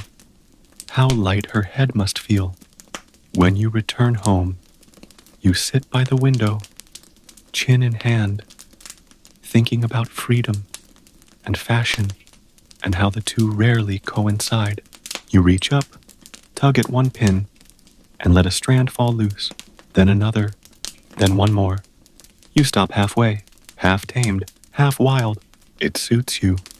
You whisper to your reflection, rebellion, but politely. The candle flickers in agreement. Evening comes with the soft hiss of rain.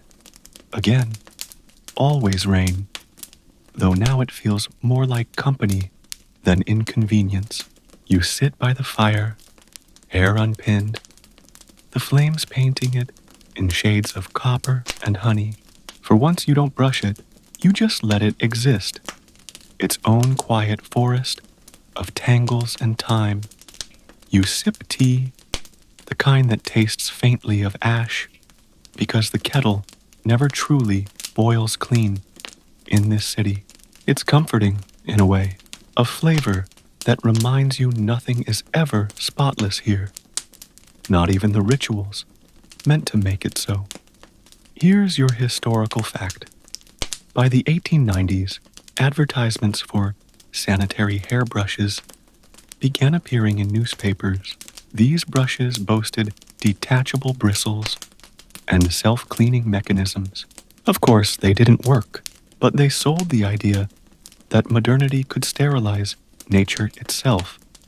You imagine an earnest woman unwrapping her new brush, reading the instructions aloud like scripture, and realizing halfway through that progress still sheds an obscure tidbit. Some Victorian women, particularly those in the countryside, preferred brushing outdoors. They believed moonlight strengthened hair and drove out melancholia. You picture that scene. Women under pale skies, brushing by candlelight's cousin, the most delicate kind of rebellion, tending to oneself in the dark. Historians still debate whether these rituals stemmed from superstition or yearning, maybe both. You can't help but think there's something sacred in the act, however absurd. Brushing the day out of your hair, until only softness remains. The fire crackles. You lean closer, running a hand through your hair. The strands catch faint sparks of light, glinting like old copper coins. You can smell smoke and rose oil, a blend that's somehow more honest than perfume. A drop of rain hits the window, then another. The rhythm outside syncs with your breath, steady, unhurried, calm. You think of the girl with cropped hair, of Mrs. Radcliffe and her bran powder, of the apothecary's endless promises, all of them chasing something between beauty and peace. You set down your teacup and brush your hair at last. Slow, deliberate strokes. The sound fills the room like soft rain on silk. For the first time, you're not brushing to fix, but to listen, to the weight, the texture, the patience of it. You realize this hair has lived every day with you, through soot, laughter, vinegar, and vanity. You whisper to it, "You've done well, old friend." And though it doesn't answer, it settles against your shoulders as if it understood. The candle burns low, the fire sighs, the city outside softens to silence. And you, hair undone, eyes half closed, think that maybe beauty was never the goal. Maybe it was simply the act of staying, gracefully, absurdly, tenderly, alive. The morning arrives with a chill that feels older than the walls themselves. You wake to the faint pop of the dying fire and the smell of last night's smoke still lingering in the air. The window panes are pearled with condensation, and the fog outside looks soft enough to touch. You sit up, hair spilling loose from its braid, an elegant disaster. You pull a shawl around your shoulders and walk to the mirror, half dreading, half curious. Somehow, it looks both wild and regal, as if you've just returned from a spiritual retreat, conducted entirely in your sleep. You pick up your comb, tracing its worn teeth with your thumb. There's a comfort in this, touching something that has seen all your mornings, even the difficult ones. Here's your historical fact. By the end of the 19th century, hairdressers began using gas-heated curling irons. They promised instant elegance, but came with the occasional side effect of singed hair or scalp. Fashion, as always, demanded a certain willingness to suffer. You smile at your reflection. Instant elegance, you murmur, glancing at your curls. Perhaps I'm simply elegance on delay. An obscure tidbit. A particularly inventive Frenchwoman, Madame Lemoine, once marketed a contraption called le thermocoiffeuse, a heated metal helmet meant to curl hair uniformly. It reportedly made users feel faint, but magnifique afterward. You imagine the fainting part was the truest claim. Historians still debate whether these devices were used frequently or simply admired as novelties. The Victorians, after all, adored a good gadget, as long as it looked dangerous enough to seem sophisticated. You decide to forego fire-based styling this morning and instead braid your hair simply. The strands move like silk ropes between your fingers, soft, obedient for once. Outside, the fog thickens, pressing against the window as though London itself wants to be let in. You sip your tea, brushing your braids, and as you look out at the muted street, a chimney sweeper trudges by, whistling, leaving a trail of soot footprints on the wet cobblestones. You wonder, fleetingly, how he cleans his hair. Then you realize he probably doesn't. When you step outside later, the air feels damp, but kind. You pull your hood up and walk to the greengrocer. The stalls smell of apples and earth. You buy a handful of lemons, not for eating, but for something else entirely. At home, you slice one open. The scent is sharp, alive, a sunbeam in a gray world. You rub a few drops of juice through your hair, remembering an article that claimed it lightens and purifies. You're skeptical, but willing. The juice stings slightly. You laugh through it. Pain of progress. You whisper. The scent lingers for hours. Clean, tart, defiant. It's not sweetness that soothes you today, but brightness, a kind of quiet rebellion against the damp. You sit by the window until dusk, hair gleaming faintly in the dying light. The fog turning to gold outside. You think, maybe the Victorians were right about one thing.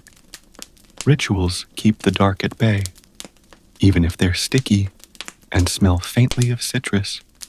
You smile, tie the end of your braid with blue ribbon, and whisper to the lemon rind on your table. Well, darling, I suppose we're both squeezed but radiant.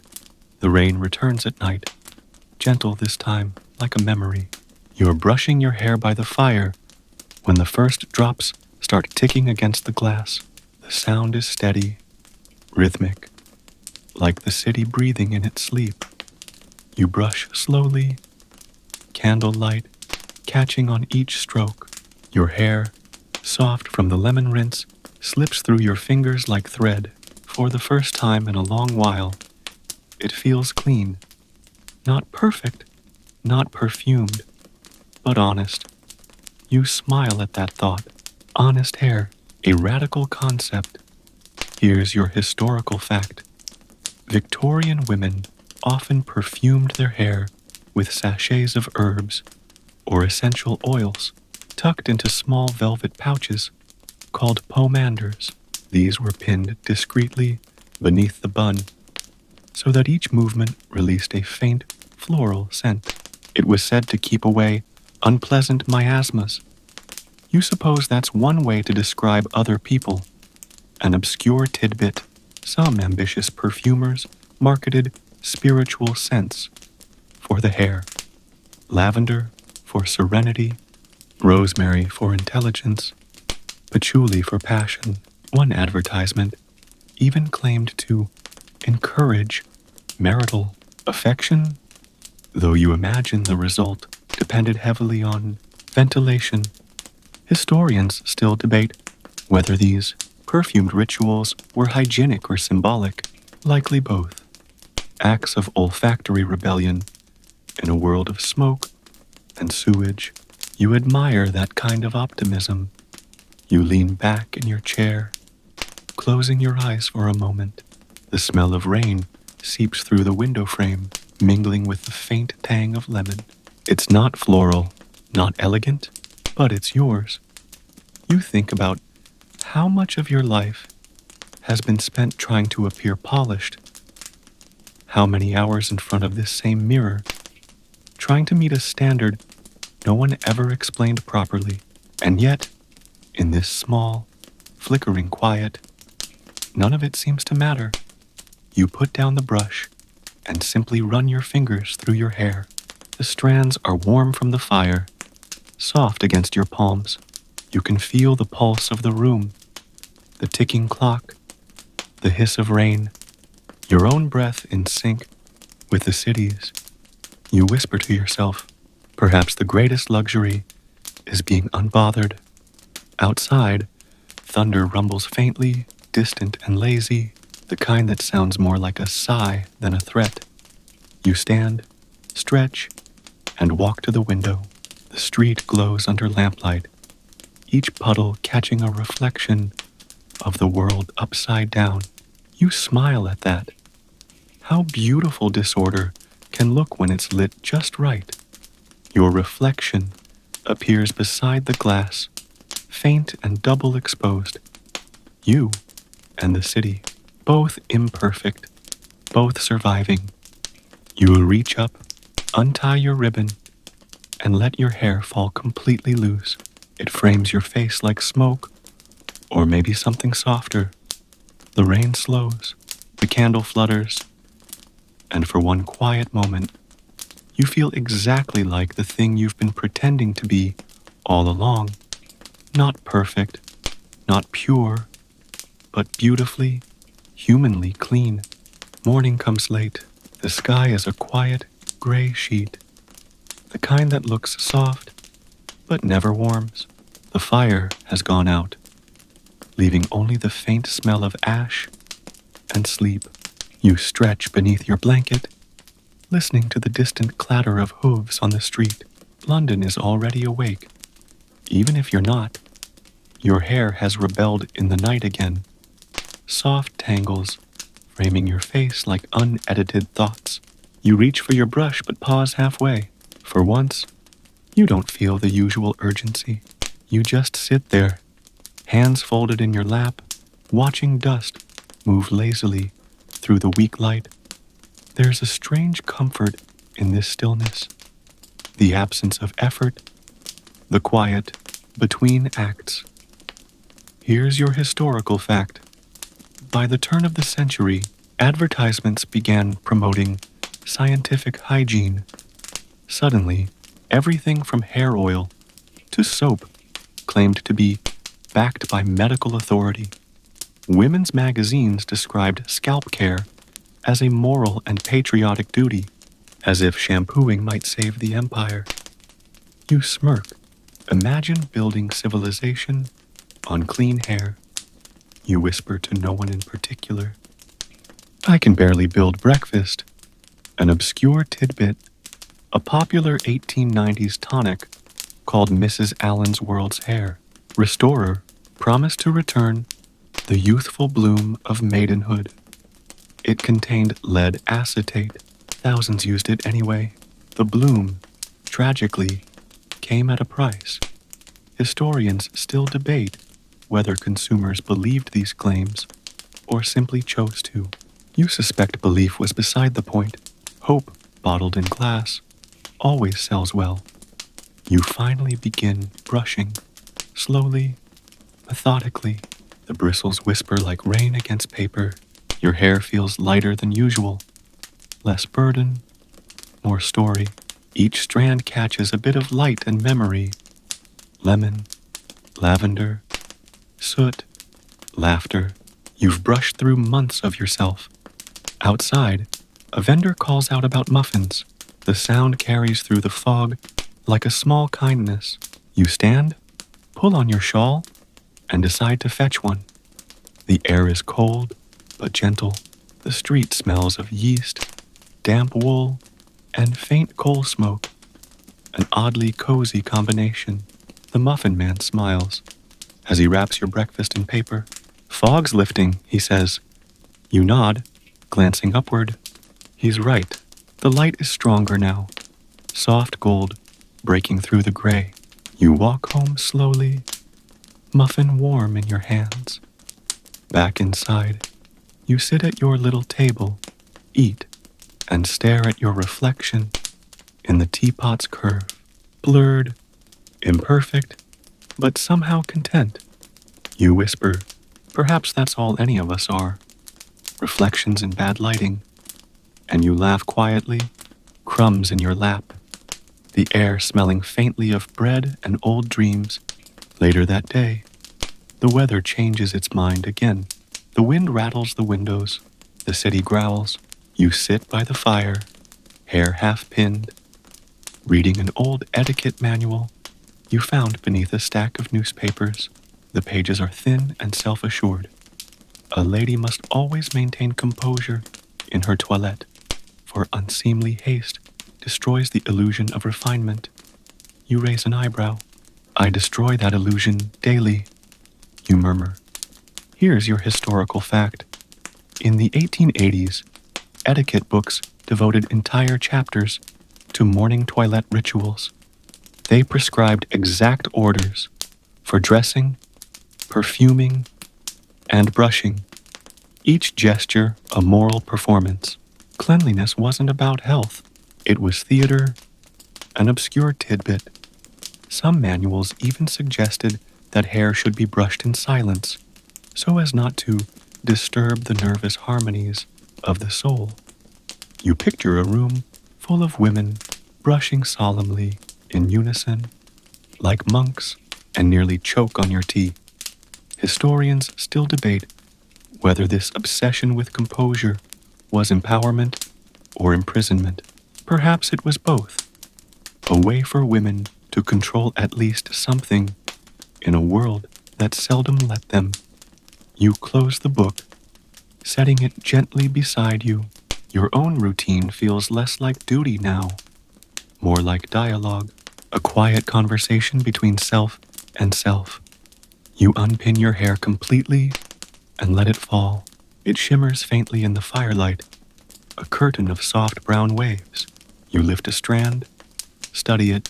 How strange that something so ordinary carries so much history. You pick up your brush, but instead of counting strokes, you let instinct guide you. Slow, patient movements. The sound mingles with the wind outside, soft and steady. For a while, you think of nothing at all, just warmth, the whisper of bristles, the smell of wood smoke and rose. Then, a small memory rises uninvited. Your mother brushing your hair when you were a child, humming softly, murmuring that good hair means good luck. You smile faintly. You hadn't thought of that in years. You close your eyes, still brushing. Good luck then, you whisper to the empty room. The fire crackles, answering in sparks. You laugh softly, letting your hair slip through your fingers one last time before tying it back loosely. Outside, the storm eases. Inside, everything glows. You think this, perhaps, is what peace looks like. Messy, unadvertised, quietly earned. You blow out the candle, leaving only the sound of rain and your own easy breathing. The rain has stopped. London wakes washed, if not exactly clean. Streets glimmering with puddles that catch the early light like tiny accidental mirrors. You wake slowly, wrapped in warmth, your pillow faintly scented with rose and sleep. The fire's gone to embers, and the air feels like it's been holding its breath. You sit up, run your fingers through your hair, and realize something unusual. It feels light, manageable even. The curls fall gently over your shoulders, soft as sighs. You smile at the absurd triumph of it. Well, you whisper, we've achieved a miracle by doing nothing at all. Here's your historical fact. By the dawn of the 20th century, hairdressers began using electric curling irons, marketed as safer, faster, and scientifically precise. Naturally, they shocked people, literally and figuratively. Beauty was entering the modern age, and it came with voltage. You chuckle, imagining some optimistic inventor proudly declaring, "Ladies, behold, danger made portable." An obscure tidbit, early advertisements claimed that electric hair tools would awaken the scalp and stimulate the intellect. There's something delightfully poetic about believing your curls could make you clever. Historians still debate whether these inventions improved daily life or just replaced one form of discomfort with another. Either way, people kept buying them. Maybe we always have. Comforting illusions that hum when plugged in. You rise, stretch, and pour what's left of the water from last night's pitcher. It's cool, almost icy. You splash a little on your face. On the back of your neck, the shock feels good, like proof that you're awake. Your mirror catches the morning light, and for once, you don't look hurried or worn, just human. You take your brush, not to fix anything, but to greet yourself. Soft, slow strokes that sound like the turning of pages. Outside, the city begins its usual performance. Milk carts, shouts, footsteps, the scrape of brooms on cobblestone. Life, persistent and loud. You decide to go out. To the park again, perhaps. You tie your hair loosely with your pale blue ribbon, shrug into your shawl, and step into the cool air. Hyde Park glistens, rain still clinging to the grass. You walk past a small group of women, chatting under their parasols. Their hair is neat, precise, and very, very obedient. Yours isn't. It moves freely in the breeze, brushing your collar, catching the sunlight in unruly glints. And yet, for the first time, you don't feel lesser for it. You feel alive, like the wind knows you by name. You sit on a damp bench, eat an apple, and watch the world. A small bird hops near your feet, fearless, curious. You drop a crumb, and it takes it. You grin. Well, you whisper, we both needed breakfast. When you return home, your hair smells faintly of grass and air. The kind of scent no perfume could ever bottle. You leave it unbrushed, let it rest. As you do, the afternoon light fades slowly, like a curtain drawn by kind hands. You sit by the window and think, not about beauty or propriety or history, but about small mercies, the kind that grow quietly, strand by strand. Evening brings a kind of calm you've rarely known. The sky outside your window turns from gray to violet, then to a deep, forgiving blue. The gaslight hums faintly on the street below, and your candle burns low, soft gold against the walls. You're brushing your hair again, though tonight it feels less like maintenance and more like prayer. The rhythm of it, the slow, deliberate strokes, matches your breath. You find yourself humming without realizing it. Here's your historical fact. The Victorians believed hair absorbed emotion, that it held memory, grief, love, whatever the wearer carried.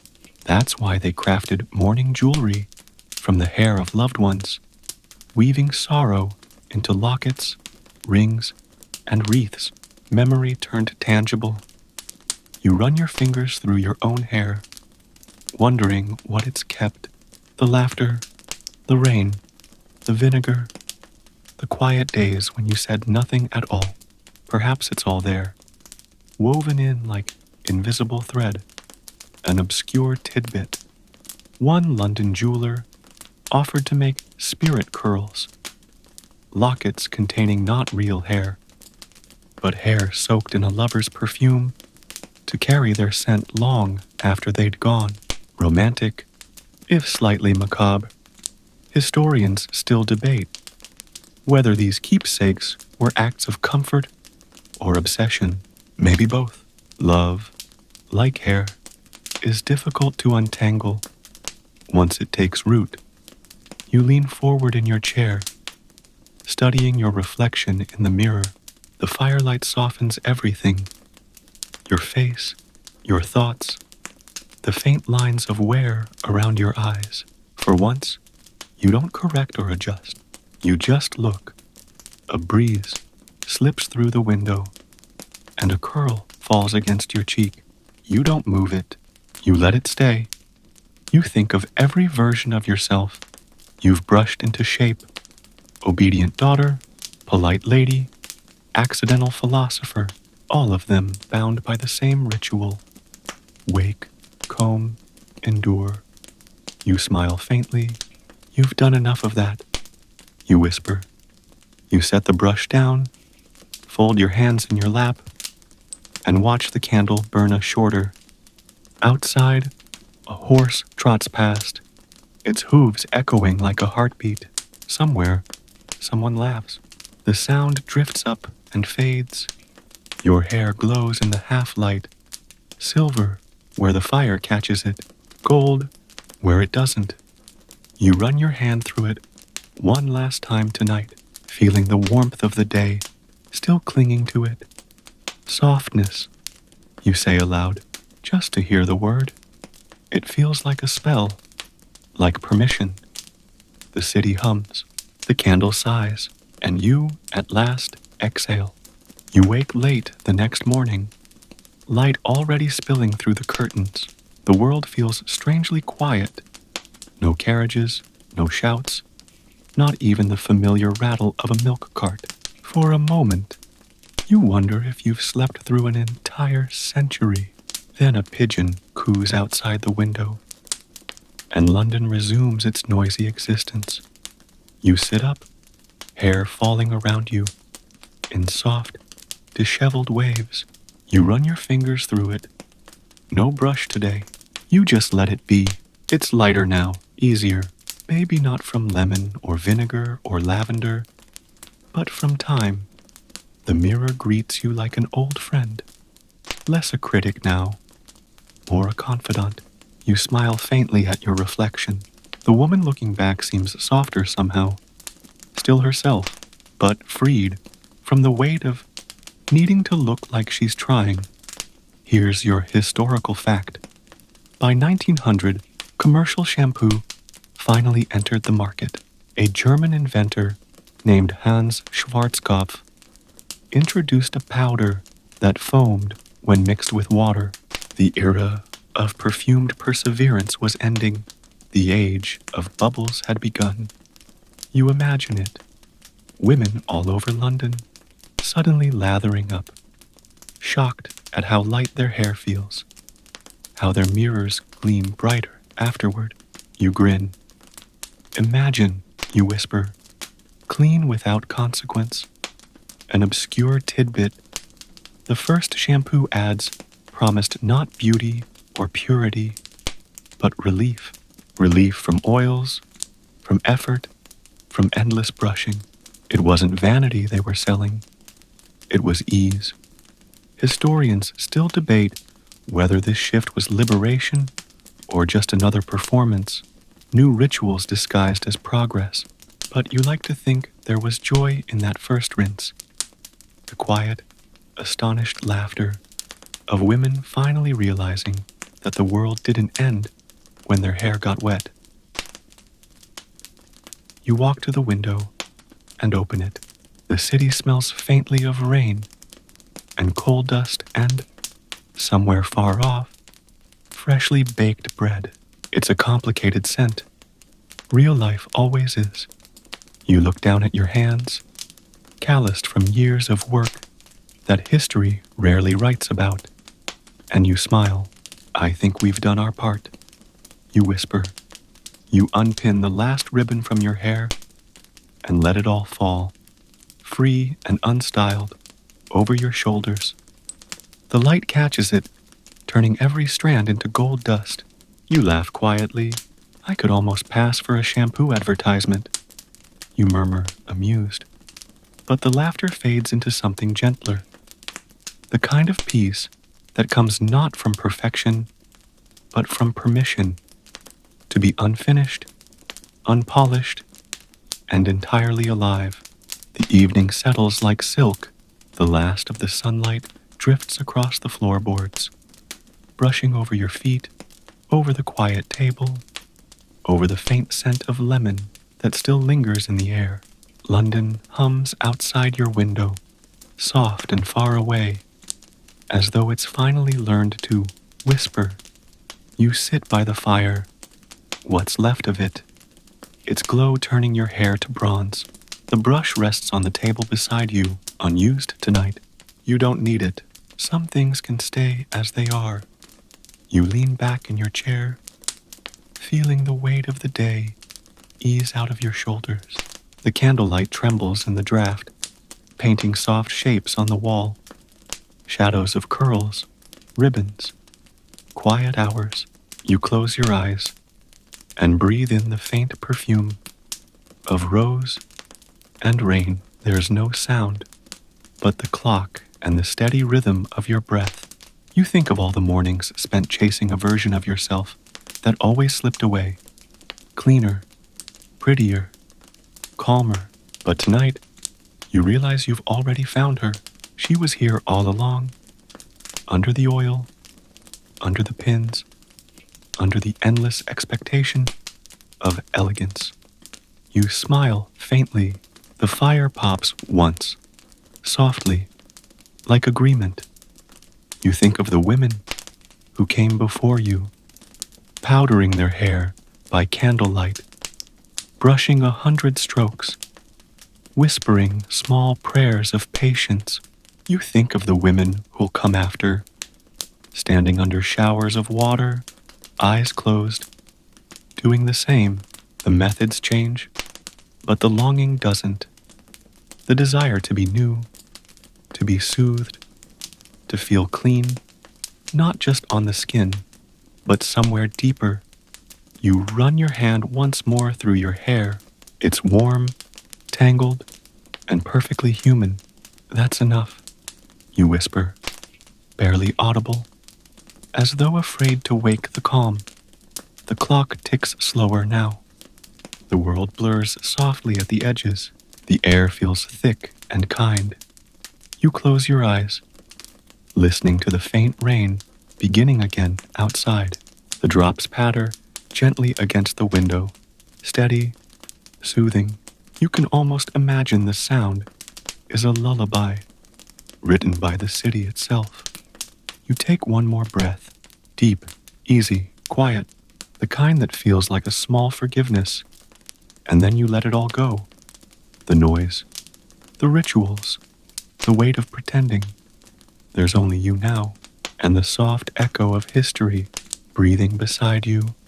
Sleep finds you slowly, the way dusk finds rooftops, and your hair, faithful as always, cradles your dreams.